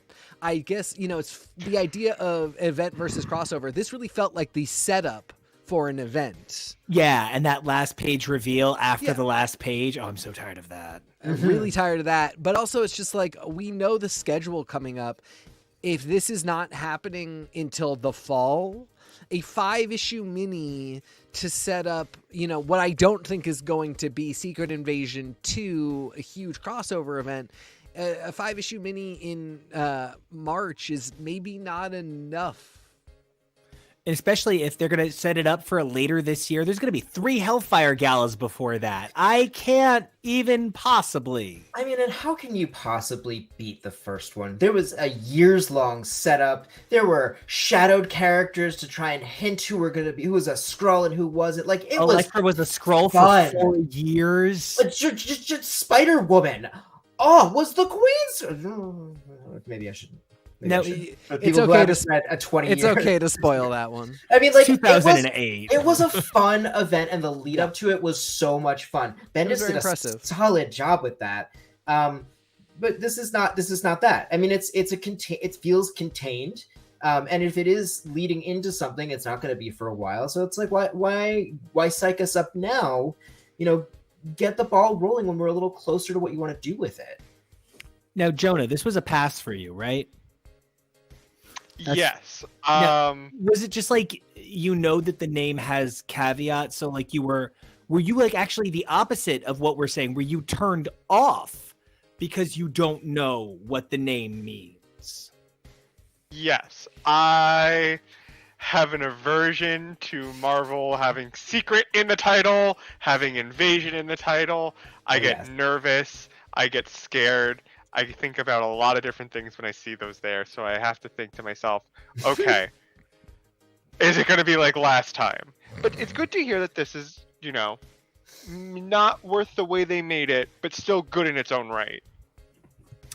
And speaking of still good in its own right, we're actually running to the end of this segment, and I want to talk about two books that are still definitely good in their own right, but I don't know the audience exactly. Maybe you guys can help me out with this. Oh, yeah. X-Cellent number 1 is it's a dream come true that this book is still running, that this is essentially the 11th issue of the Return of the X-Cellent. We had the one shot, then we had 5 issues. Now we have this. I was with Teak and we were looking at omnibus editions, and there's a discount edition of the X-Statix omnibus somewhere. And I was like, you know what? Don't pick it up because there's so much additional material now. They're likely to split this in 2 and do a reprint the way they've done with a number of books. The crazy thing is this reads like the X-Cellent number 7, because it's kind of what it is. Mm-hmm. And it at the same time reads like X-Statix 35. And that's also kind of what it is. And it shouldn't. It shouldn't, because the thing, I was a boy, right? Like, so I was a boy, and this was something that really appealed to me because it spoke meta-contextual things by a writer who, I make a lot of comments about how Pete Milligan is like a spiritual advisor to me in this world. And Pete Milligan's Hellblazer issues 250 to 300, I think, are just like one of the finest Magic superhero runs of all time. Imagine somebody coming in at X-Men 256 and saying, I'm going to give Scott Summers a romantic love interest so believable you'll forget about Jean Grey, because that's what he did, making us forget about Kit when he created Epiphany Graves. So when I say Pete Milligan is literally a magician, Pete Milligan is a Grant Morrison, and this is my Grant Morrison. This is the person I connect with, who, makes a lot of queer references, a lot of queer characters, never comes out of the closet. Makes a lot of commentary about social media, doesn't have social media of their own. This book is so personal to me in a way that I don't like talking about it on the show, actually. And if you go back and look at my segments on it, I speak the least, because I have nothing constructive to say about this book. I'm always going to be 19 years old and scared of my own potential and believe that I am Mr. Sensitive. And I'm always going to see Zeitgeist as the cool guys that bullied me. But I look at myself now and I am the cool guys that bullied me physically. So visualizing Zeitgeist as that is anthema of who I am, and is about why this book is really not necessary now.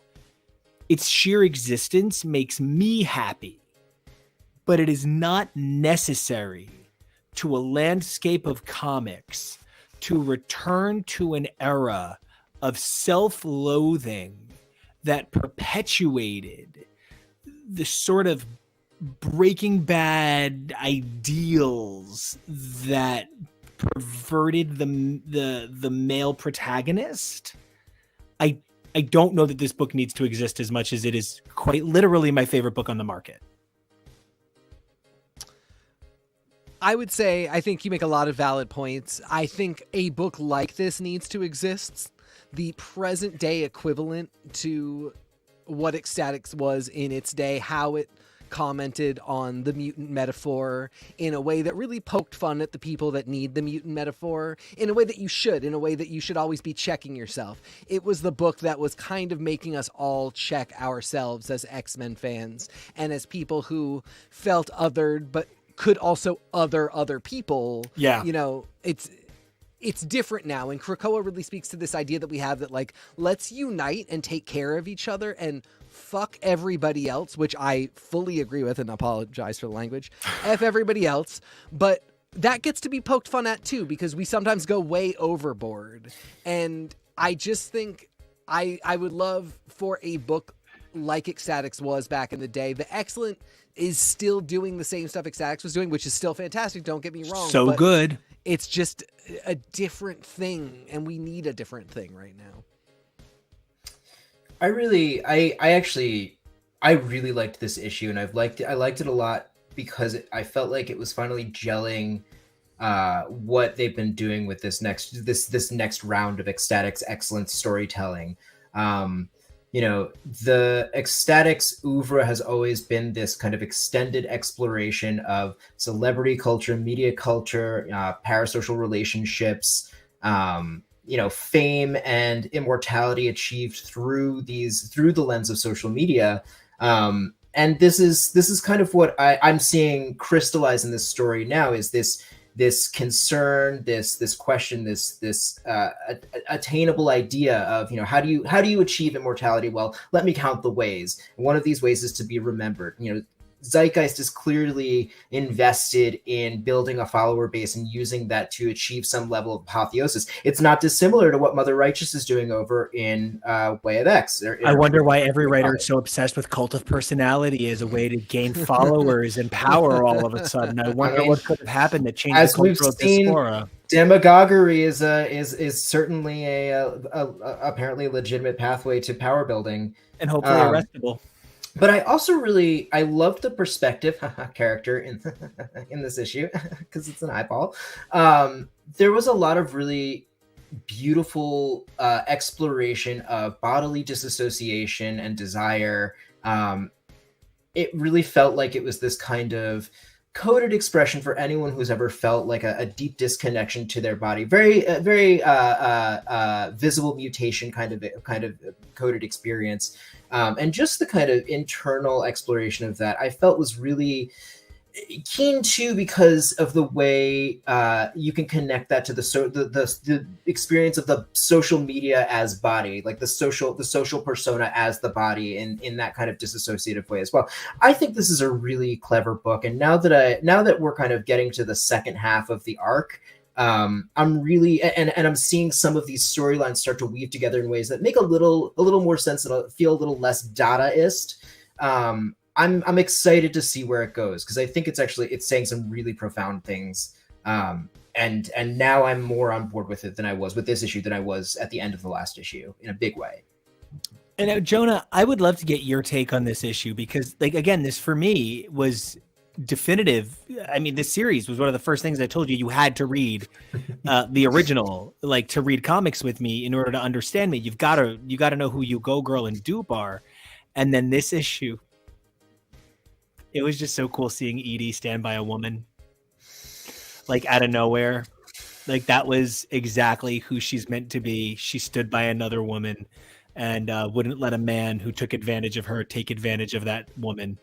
And that was just like as Edie as it gets. And I would love to know, Jonah, for you, your vibes on this issue. Well, these issues definitely 100% passed the vibe checks. I was really enjoying Ecstatics, and the fact that it was just going to a different title. It's season 2, different name, made me really happy, because it's one of the books I was like, well, are they not going to finish what's going on? It was so far removed from everything Krakoa that it was a little refreshing. Not that I'm not enjoying Krakoa stuff, but it is a little nice to be like, we don't have to pretend. We can pretend that none of that actually exists right now. We're not dealing with any of that. Nobody cares about any of that. What we care about is popularity and stream numbers. And I mean, why are we here? I maintain that this book, commentating on that social media influencer lifestyle, that any publicity is a good publicity. Any publicity is good publicity. I couldn't speak there because I'm just so. Words I'm hard. just yeah, speaking's hard. But I have to, because this is a podcast and you just need to hear my voice. I can't just emote and mouth the entire time, because that wouldn't make sense. I really enjoy everything that's going on. Uno is get Uno and Ora Serrata in a room together, and let's just see what happens between Watch the two the balls. fun. With the orb. The orb. It And is. Ruby. Oh, And Sapphire. It is. I can't describe like just the absurdity of this book. I don't know. The line that like made me realize that nothing was serious and everything is good in the world right currently with this title is Mr. Sensitive saying, "Well, I don't think Zeitgeist has a dog." It truly took me out. I left, and I was astral projecting just like Stephen Strange. And yeah, I realized that this book isn't serious, and that's okay. Actually, the book is deadly serious. Hold on. The book goes out of its way to explain how the eyeball creature person experiences the fullness of life and the understanding that imitation, even the finest imitation, cannot sustain. Yes. And that confrontation actually really set the stage really well for Hellcat in a lot of ways. The idea of Hellcat, that she is forced into a duality of binaryism. For Hellcat, everything is black or white. Am I good or bad? Did you do it or did you not do it? Everything in Christopher Cantwell's Hellcat #1 is a magical reaction to fact. But everything in the X-Cellent #1 is a farcical reaction to feelings. And by examining the way these two books are totally different, I think they actually paint a really beautiful view of what I'm calling the Marvel Boutique title. A number of years ago, Marvel said, I trust Immortal X-Men by Brubaker, Fraction, and Aja to be beautiful. I trust Daredevil by Wade, Rivera, and Samney to be beautiful. And they're doing it again with a line of titles like Hellcat #1, X-Cellent #1, and in its own way, Bishop War College, which is really representing the needs of the Black community by having Black creators servicing Black characters and a Black audience in a beautiful way. I do think that Hellcat was a little more dramatic than I expected, but it is my pick of the week because it was stylistically delicious. This was a really well-made black and white cookie from a New York deli. This had the flavors, the texture, the bite. It gave me multiple flavors. It was a little bit divided in a way that I would have preferred maybe be a little smoother. It was kind of like the binary, but whereas in X-Cellent, there is no binary. There is, oh, look, I can have sex, but it's an imitation. And I can feel delicious food, but it's an imitation. Is it ever good enough? Well, it has to be fine. Hellcat was only concerned with good or bad. Did you kill him? I'm in love with you. I really thought that these two books on this one slide really gave you a feel of the power of Marvel Boutique titling. How did you guys feel about Hellcat? Hey, Dupe. How did you guys feel about Hellcat and the nature of that duality? Oh, that's my baby. I genuinely loved this title. Having read nothing of Patsy before, having the only experience being way back a couple of years ago, Marvel did an event calendar, a Lego event calendar, and Patsy was one of them. And I was like, Nico, who's that? And he's like, that's Patsy. That's Hellcat. And I was like, I don't know who she is. That's a character. Patsy! And Nico was like, she's been in Avengers. She's been in comics for years upon years upon years. And I was like, she was a romance character in the 50s. And they reference it here. She predates every superhero you can name except Namor, the original Human Torch, and Captain America. And what I loved about this is that it was essentially... what if the Archie comics were really bloody? And it was really entertaining, and I thoroughly enjoyed this. And you said this at the beginning of the episode, one of the most aesthetically art-pleasing books. Like everything Ever. about the art just hit every single box in my brain. Was absolutely gorgeous and beautiful, and I was so happy that I got to read this.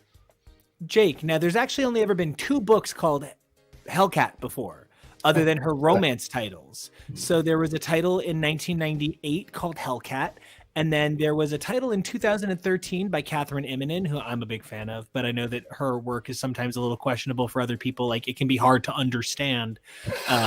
I get it. She's a frenetic, chaotic writer. Had you ever read either Hellcat title before? And if this was your first title, how did you feel about coming to play with Patsy, who I keep going to call Patsy Cline and say I fall to pieces? That's my fault. Hellcats was the best show ever, and I only wish it was still on the air forever. Well, I've been a Marvel fan for a long time, so I've picked up Hellcat kind of by osmosis. I don't think I've read any of her main series. If I did, maybe like an issue here or there in a pile of comics randomly at times. Just, kind of aware who she was in the background. She got ties to Hell and that whole like Son of Satan verse. I always liked the idea that Marvel went out of its way to take this old character who was like this, she's just some girl from a romance comic, the star of her own romance comic, and not only make that part of her history, but turn her into this really dark, noir, like murderous, bloody thing. I think that's so fun. I think that's so cool. And I like the way that they translated that into the Jessica Jones series, where they made Patsy kind of this Hannah Montana figure who grew up. And it's just like, yeah, my mom made me do that. Yeah, my mom made me do that. Like it's very much the vibe in here. I really like this characterization, and I'll tell you what. Well, I haven't read a lot of Hellcat in my time. I did read a lot of Sleepwalker, so I was deliciously delighted to see my boy in this comic. I don't think I've seen Sleepwalker since the 90s. I haven't been paying attention to what they've been up to, but like not much. He This was fun. One appearance in Marvel 1000, I believe, where they briefly went over who Sleepwalker was, and that was it. Did you know? Okay, yeah. Well, that was exciting to me because I always liked that character, and it's cool to see them back and to see what they're up to. Now, TK, did you hell the cat, or did you cat the, I don't know, joke here, but Hellcat. I haven't held very much cat. Oh my goodness. Sorry about that, folks.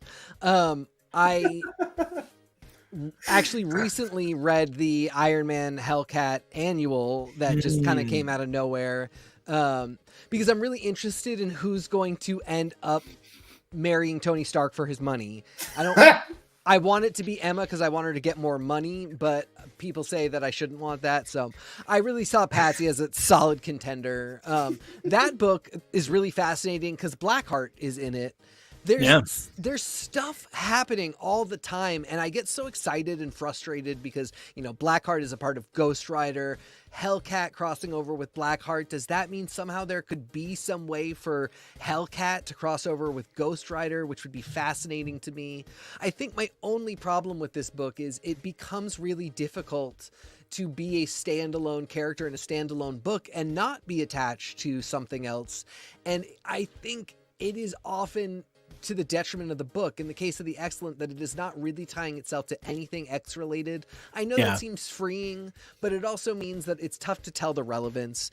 At the same time, Hellcat, I'm like, could you be in New York right now working for Luke Cage? I want to know how you can tie into all these other things, because I know she's an influential character. Is she going to tie in with Iron Man? This book didn't quite give me any of that except for the Sleepwalker thing, and my first thought there is like Nightmare, but like setting up these boutique, gorgeous, sort of isolated stories, I love them, but at the same time, I just feel like that is a recipe for irrelevance. Yeah. And it's a tough market. It's a tough market, and I want books like this to succeed. So I wish I had that tie. That is my only critique, but otherwise everything you said is so spot on. Well, we've run a little late, a little long, had a really good little time. We're going to come back in just a few minutes to talk about some spooky Spider-Mans. But until we come back to spook ourselves on some Spider-Mans, Jake, it has been a pleasure, an honor, and an absolute heart-farming experience to sit and talk these comics with you. And since everybody, I'm sure, is walking away from this as in love with you as we are, where can everybody find you on the interwebs if they want to stalk you and dox you? Nowhere. They can't find me anywhere for that. He's a ghost. But if you want to like say kind things to me and like boost my takes on comic book things, you can find me on Twitter at Omega Sentinel, like Mega Sentinel, not like Omega Sentinel, because that's not me. It's Mega Sentinel, but there's no comma there. It's on the screen. It's right. It's down there. And you can find me on Instagram at the Heart Farmer. Which, yes, it does sound like I'm farming hearts. And hey, why not? Why not? I mean, somebody's got to take care of the hearts. Well, it's a good protein source. Right? I miss And you, you're- my beautiful husband, and I love that I can see our puppy in the background doing her thing. That made me Yes. happy. Yes, you can. Yes, she is. Well, thank you, everyone. Have a great night. And about to say, if you want to see more of the amazing, beautiful puppies, don't forget to like and subscribe to this wonderful show and to everybody's social medias.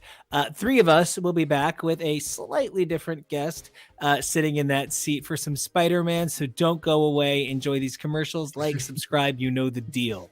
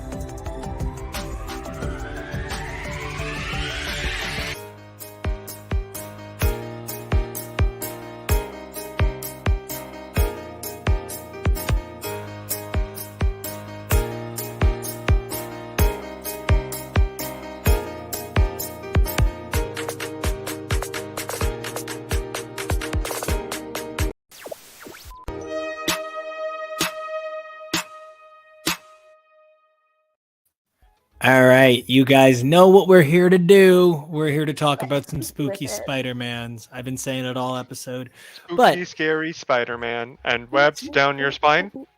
Yeah, but to help us with the Spider-Man spooks you out however a spider can. we have an additional voice who, if you've been watching, you know so well by now. Hey, what's up, Tori? Where can everybody find you? Nico? Hi, I'm on Twitter at Tori_Sheehan, and on Instagram at smTori, and I'm also with you on the Billy Club pod on all your socials. And as always, I am ever joined by Jonah and my co-hostess. Well, no, co-hoster with the moster. I'm like, I want the mostest. I just want the sound of it. I appreciate it. A co-hostess, like a hostess cupcake. Yeah, because delicious cream filling. Filled. Yeah. Now, okay, hold on. This is of note. Now, Tori, did you realize this was written by a Black-Eyed Pea? No. So this is written by one of the Black-Eyed Peas. Really? I believe it's the guy who says, "Let's get ill, that's the dill." I believe it's that one, Mhm. Taboo. Okay. And his co-writer's name is B. Earl. And they've written Because some of, Earl. yeah, they've written some of the finest Marvel comics to come out of Marvel offices in the last maybe 10, 15 years. Well, thank God he found something he was good at. Burn. No offense to any tabooists or Taboo himself listening. So these are two of our favorite books in the last couple of years. Spirit Rider, starring none other than Kushala, the coolest Sorcerer Supreme and coolest Ghost Rider ever. I love Robbie Moore, but Kushala's unstoppable. Sandra Bernhard would say so. And then Werewolf by Night, one of the best reimaginings of anything I've read at Marvel literally ever.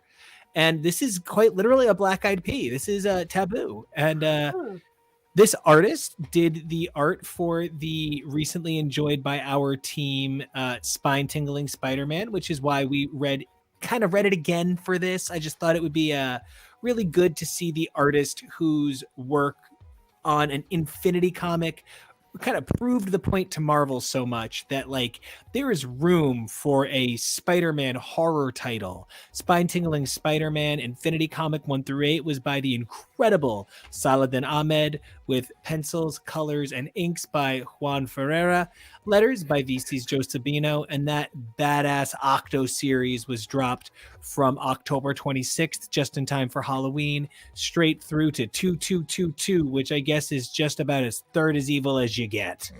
Then from there, we're going to hop over to later in the same year of evil with Deadly Neighborhood Spider-Man 1 through 5, written by Taboo and B. Earl. Hey guys, amazing job. Another brilliant, breathtaking, beautiful, as stated by team member Steve over on Twitter earlier today when we were talking about it. One of the most beautiful books to come out of Marvel in years. Again, Juan Ferreira, this time lettered by the brilliance of VC's Travis Lanham. And this book dropped from just about Halloween, once again, October 29th, straight through to 22223. Oh, the Dark Magic Synergy. So one was 2222, the other is 22223. It's a whole thing, right? Some numerology. Okay. I just went on and on about how much I loved this, but the thing I want to say more than anything, and I'm going to let TK say it because I have no right to take this from him. TK, there is one thing in Deadly Neighborhood Spider-Man that trumps all other things we have covered lately. Go on. Oh, I was going to let you do it, but Dream Spider is the coolest thing ever in a world of Spider-Verse where they're trying to shove like Spider GoBot dinosaurs down your throat, which just don't always work. Yeah, guys. We got one. Be this. It really, I mean, that actually is kind of a point that's been sitting that you just phrased so perfectly. We create new spiders like every day because of Spider-Verse. Anything, there's like a ramen spider, like anything that you can think of, any cultural touchstone, you know, any era. There's 70s spider, there's 1870s spider, there's 1700 BC spider, and that's fine. Cool creative ideas come out of that, but it often does sort of equate to like Spice-der girls. Like it's just whatever I can think of spider. And they just, the concepts are always just like another universe. It's right close by. It's just like ours, except for this person's here. This work was done creatively to tell a story that ends in somebody else becoming a spider person in a way that is true to the heart of the totemic symbology of what makes a spider person. And it goes deep into that mythology, but from the angle of Native American stories as told by a Native American man, interacting with concepts that most of us have no right really to appropriate. But that when somebody else does this much work and thinks this beautifully and creatively to create a new character, it's special on another level. I mean, Taboo obviously didn't create Kushala, but he did a lot of the same work to give us a Ghost Rider that we could really resonate with in a different way, and that speaks to a part of American mythology that we have allowed to be forgotten. It's beautiful and exciting, and I really have not been this excited about a spider since I realized what really made Mayday so special. How did you guys feel about this title, these spiders, this dream? I was excited to see Nico's bear come back. I do love demon bears a little too much. I really enjoyed the usage of those Native American tales, getting your coyote and other buddies. I really enjoyed the page that had the panels in a Fibonacci sequence going in to show him, to show Peter swinging around. I liked it a lot. I didn't feel as terrified as I did with Spine-Tingling, but I felt that this was a bigger possible problem for the world. Yeah, this one spooky song. This one felt like he probably would have been smarter for him to call him back up. Oh, I would agree for sure. This definitely felt like, I don't want to say like I was surprised that this didn't wind up being like Nightmare or but this had the makings of a big bad guy. I think if a white person had written it, it would have. Yeah, and I definitely think that for me, who's not always expecting a big bad to come out of every corner, like I like having just sometimes weird shit is happening. I definitely thought that we would get the cool wizard punk lady back for more towards the end. But she was so cool. She was so cool, but I'll take a new purple spider for the win. So, and she gets to keep that, right? She gets to keep being a spider? I hope. Mm.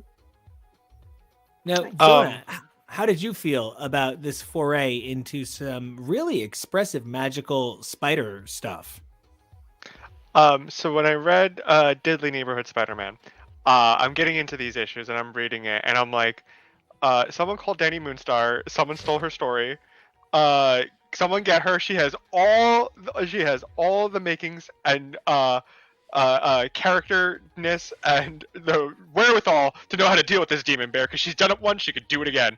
And that's where my mind first went, and I was like, oh, someone call her, but she wasn't called, and that's okay. I mean, I don't think she and Peter have ever really met. No, and she hung out. What a perfect opportunity. She hung out over in the pages of Bishop's War College, so she kind of did the thing. She's on the East Coast. Yeah, she's doing other things. She's on the move. She's on the prowl. She's got places to be, things to do. But I was really happy to read these. I get to enjoy when Peter doesn't. Peter doesn't get to be happy is not the way I want to phrase it.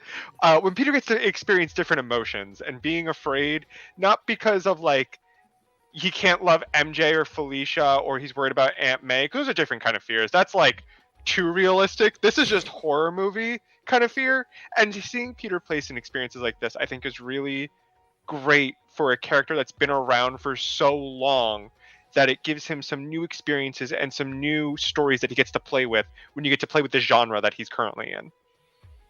Oh, for sure. Even just the idea of him like doing a project on the West Coast for school. Oh, yeah, the setup was so good here. Just that he's a part of some special science thing. Oh, I loved that. Which, like, of course, is totally plausible. And it's kind of necessary because that's the thing that I think as a people we sometimes forget. Like we say we want these characters to be really human and have really normal experiences. We want characters that are people too. And I want that as well. But then it has to come at some cost of page space. Like at some point, it needs to just be Spider-Man in California doing a job thing. And because everybody wants to tell a Spider-Man story, there are so many people trying to tell the regular story and then the exception that it becomes difficult to express that duality well. Something that a really good story does, in my mind, is it expresses that duality without making it all about the duality. I really enjoyed that these were new characters that I didn't really know from Spider-Man's mythology. Admittedly, I will be very sad if Ada doesn't show back up. I thought she was an amazing character right off the bat. I think, Dream Spider is an incredible character, and she only serves to enhance the quality of this, this really confrontational thing. I love Mr. Crow and all of the darkness of like the playing into Corvidae and the murder of crows and I really thought there was something aggressive about the magic here. Aggressive, and it wants you to acknowledge it. We've spent so long saying, oh, but native things are fine, they're all over our country, but yeah, they're not really our things as a people. And this put them in our face. And thank you for putting this in my face. Thank you for not letting me look the other way. I just think Taboo and Earl are forging a part of the Marvel universe that should be recognized. They need a hardcover. They need an omnibus edition. Their Kushala is, I'm going to say it again, the longest Infinity comic of all time. I mean, it is in the most impressive way possible. Oh yeah, Magnum XL style. This is very, very, Full. Wine bottle sized. But the problem is it isn't a great container for this story. The story is so much better than I feel my phone presented it. There are stories that are really written to seem really cool on your phone. Like, I actually think that Spine-Tingling Spider-Man, reads in your bed so well, just scrolling it and flipping your phone. Like, there's a darkness and, with the covers over your head, and it's a little cold, and, you get, the bites and the chills, and, it reads so beautifully on my phone. And I think in a lot of ways this did as well. The nature of the Kushala story was a little too big. And I know this isn't a Kushala story podcast yet, but it all everything ties back to Mighty Maxine's diner. So exactly. And the end of the day, I want to talk about why this story is important. And for me, why this story is important is because this represented Spider-Man giving us other people's stories. It was a Spider-Man story, but it was about a magic rock. And the magic rock could have been found by Hulkling, or it could have been found by Boom Boom, or it could have been found by any number of people, because the fact that it was Spider-Man wasn't the story here. Spider-Man was a willing passenger in other people's magic narrative. This could have been told from anybody's vantage point, but telling it from Spider-Man's vantage point provided it the best sales. Clearly, I do not think that we should be appropriating stories, but the story wasn't appropriated in that it was written by people of color. So then we're seeing people of color take the opportunity to express their story in the way that hard to get to do something different white people are willing to go for it. And now we have characters of color that were introduced in this story who can get their own book, like Kushala got the Spirit Writer one shot, and the Infinity comic, and Werewolf by Night got the 4-issue series. I think this represents a moment that reminds us that even the titular hero can be the passenger, because Spider-Man is no longer the main character. Spider-Man is the trope, and we're setting native stories against the trope, just as if Captain Britain showed up, we'd be setting Albionic stories against the trope. And I think that's what I think is going on here. Spider-Man is the setting, the story is B. Earl and Taboo. It's the totem, Spider-Man being there is the totem, and we're, Marvel said, you two, here it is. What do you want to do with it? And they did this story that gives us a new Spider. And that's what really makes it special in that way that I was talking about, that is a little less special when it's just cut to Earth 1602. There's a spider person in it now. To really go, bring the totem in and have that shine a light on something that a lot of us don't understand or know about and have no right to appropriate, but we can appreciate the story. And also, my first thought is I want to write the next story about Dream Spider, but I also want to ensure that I hire somebody like Taboo to consult and make sure that all of my references are completely tight, but that I fold in Dream Spider into the wider Marvel universe, that Ada shows up at Strange Academy. They created a bunch of new toys and they're gorgeous, and they put them right on the shelf to go with the other ones in a way that is just perfect. And it is all through the lens of the spider. Yeah, this is definitely a backdoor pilot to me. It also feels a lot like how we got the new Iron Fist in the one shot that we had before then, where it's living in a larger character's world, but it's not really about them, because at the end of the day, any hero that could eventually be pulled back with, wait, don't turn into them, can fit at the end of the day. That is such a good call on the Death of Doctor Strange White Fox one shot, which, backdoor pilot. It's we went nuts over that book, and then it spawned this whole thing. Mm-hmm. Which got a one shot that tied into an event with Judgment Day Iron Fist, where he spoke with Loki, so it went even beyond, because that's a thing. That's Supernova. It's that no, thing that Nova's in space. Right, but it's the super one, so it's that thing that watching a character transcend the box that people want to put them in is a really special thing, but I think also honoring the boxes as well. And I think that's something really great that happened with the progression of the new Iron Fist. And that Loki moment where it's this, don't just think of Iron Fist as somebody that can only exist in Kunlun stories. He can go toe to toe with an Asgardian. And I think we saw a really similar thing happen almost immediately with Dream Spider, where she is,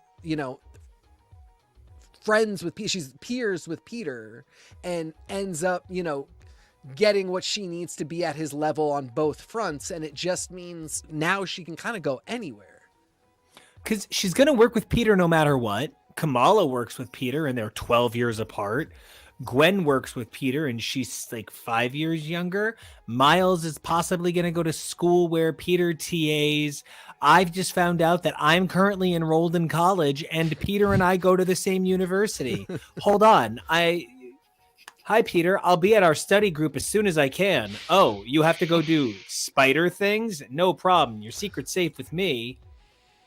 So end of the day, he's going to work with her anyway, because that's just what they've done with all Spider-Man stories for the last couple of years. They really want that The Office vibe. They just really want Pete to be able to jim the camera in the mask. So, end of the day, I fell in love with this miniseries. I think Spider-Man is suited to scary better than a lot of stuff is suited to scary.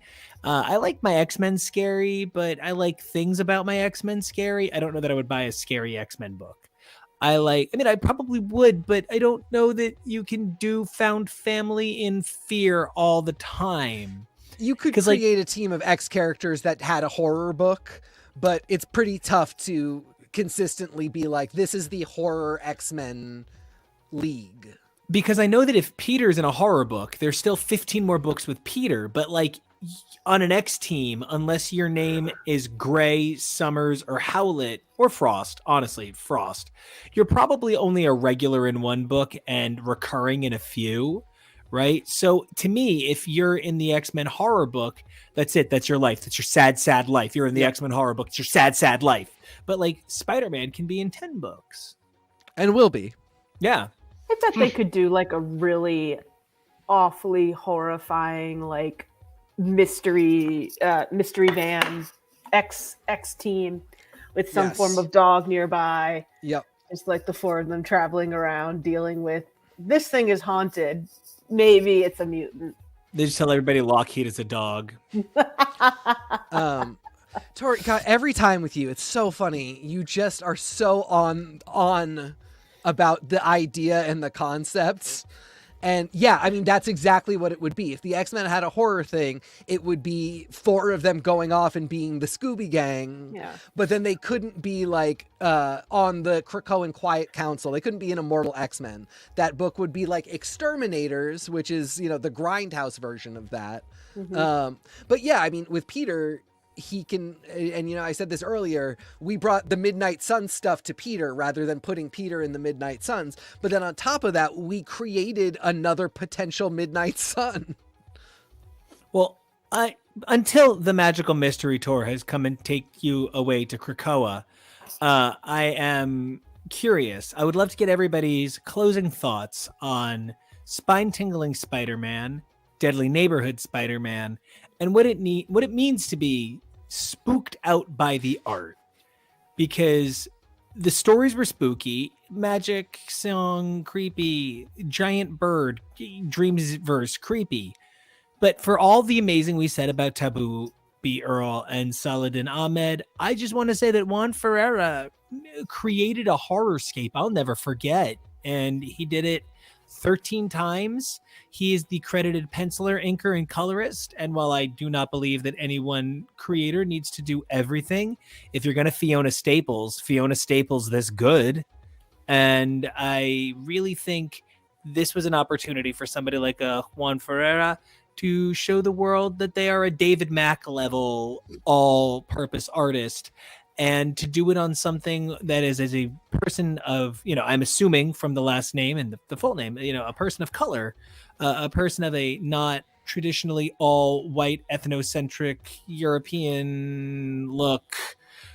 Cool. Really great to see a different take on horror that isn't the same Geiger inspired heavy metal book. So I would love to get your guys' take and your sign-offs. I really enjoyed both of these. I think that Spider-Man is great for a lot of horror, particularly because, you know, you can turn him into a spider and people get really freaked out by spiders. Extra limbs, extra creepiness, extra eyes. Like, it's always a good shot.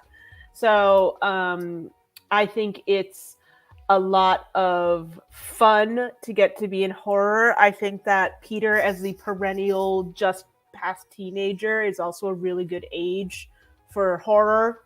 He's neither too young to be like worried nor too old to be like concerned about him making it through. So I think this is gorgeous. I love the art. I can't wait to see another third horror series from this crew. The art, as you said, is absolutely fantastic. So you can find me on SM Tori on Instagram and at Tori_Sheehan on the Twitters.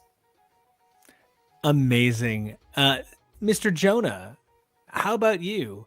How about your feels on spooky spiders and where everybody can find you on the interwebs? Spooky spiders are pretty great. Like I said before, is this my camera?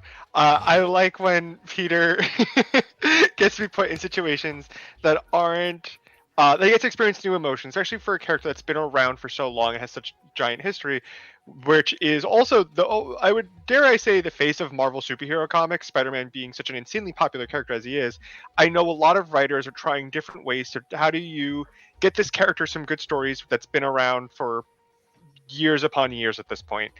And I think one of that ways is switching up that genre, putting him in horror situations. I've always had a good time. These are two fantastic series that I recommend to anybody who wants to read them. So go out and give it a shot. And if you want to reach out to me, you can find me over on Twitter and Instagram at PeakJonah. Amazing. Co-host, I could never do this stuff without guy who does like all the heavy lifting with me. What are your thoughts on Spooky Spider-Man? And where can everybody find you on the interwebs? I'm so excited about this book. I am so excited about Marvel horror right now. Just all across the board, there is such great stuff happening.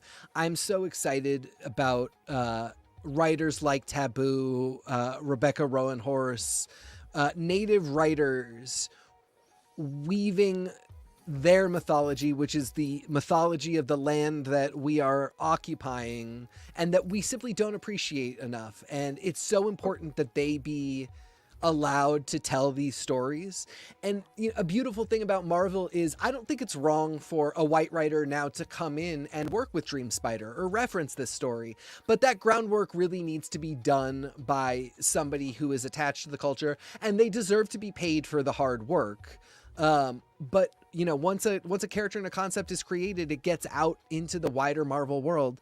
And I just see both Peter as a potential and Dream Spider as like a really rooted part of Marvel horror as such big assets. Like I said, I can see this character in Midnight Suns. I immediately see her interacting with Kushala and, having some sort of mentorship. I see them all, including Ada, going to Strange Academy and helping to teach. There's just so much potential. And when you put that against what Ben Percy is doing in Ghost Rider, I was talking just before about Hellcat interacting with Blackheart. These things could all interweave, and at times are, or at times it might just be my dreams, but really Marvel horror is taking things to a really fantastic new level. And it's artists like Juan Ferreira that are using aesthetics to bring out something in a horror comic that is tough to pull out because, you can't have a jump scare. So how are you really going to instill that fear? It's like Nico said, how are you going to feel like putting the covers around yourself, reading, on a screen? It's possible. Juan Ferreira is doing it. These stories have done it. They're giving us so much. And I'm over the moon excited about all the potential here and all that has been accomplished with these stories. And if you want to kind of flip out about Dream Spider with me, you should get on Twitter and Instagram and find XNateXGrayX, because I would love to talk about this with you. And, I've made my feelings pretty loudly vocalized for the last 2 hours, but just to say it's a stunning book. Go out there, pick it up, be spooked out, love it good. Make sure that you're supporting the stories that are not the stories you're seeing everywhere. If you really like Immortal X-Men and this month you don't have the money for Immortal X-Men, don't pick it up. But if you're really enjoying this and you're like, it's this or Immortal X-Men, make your decision. But this is the book that's likely to get cut before Immortal X-Men. So, if you want to put your money where your voice goes, that's one way to do it.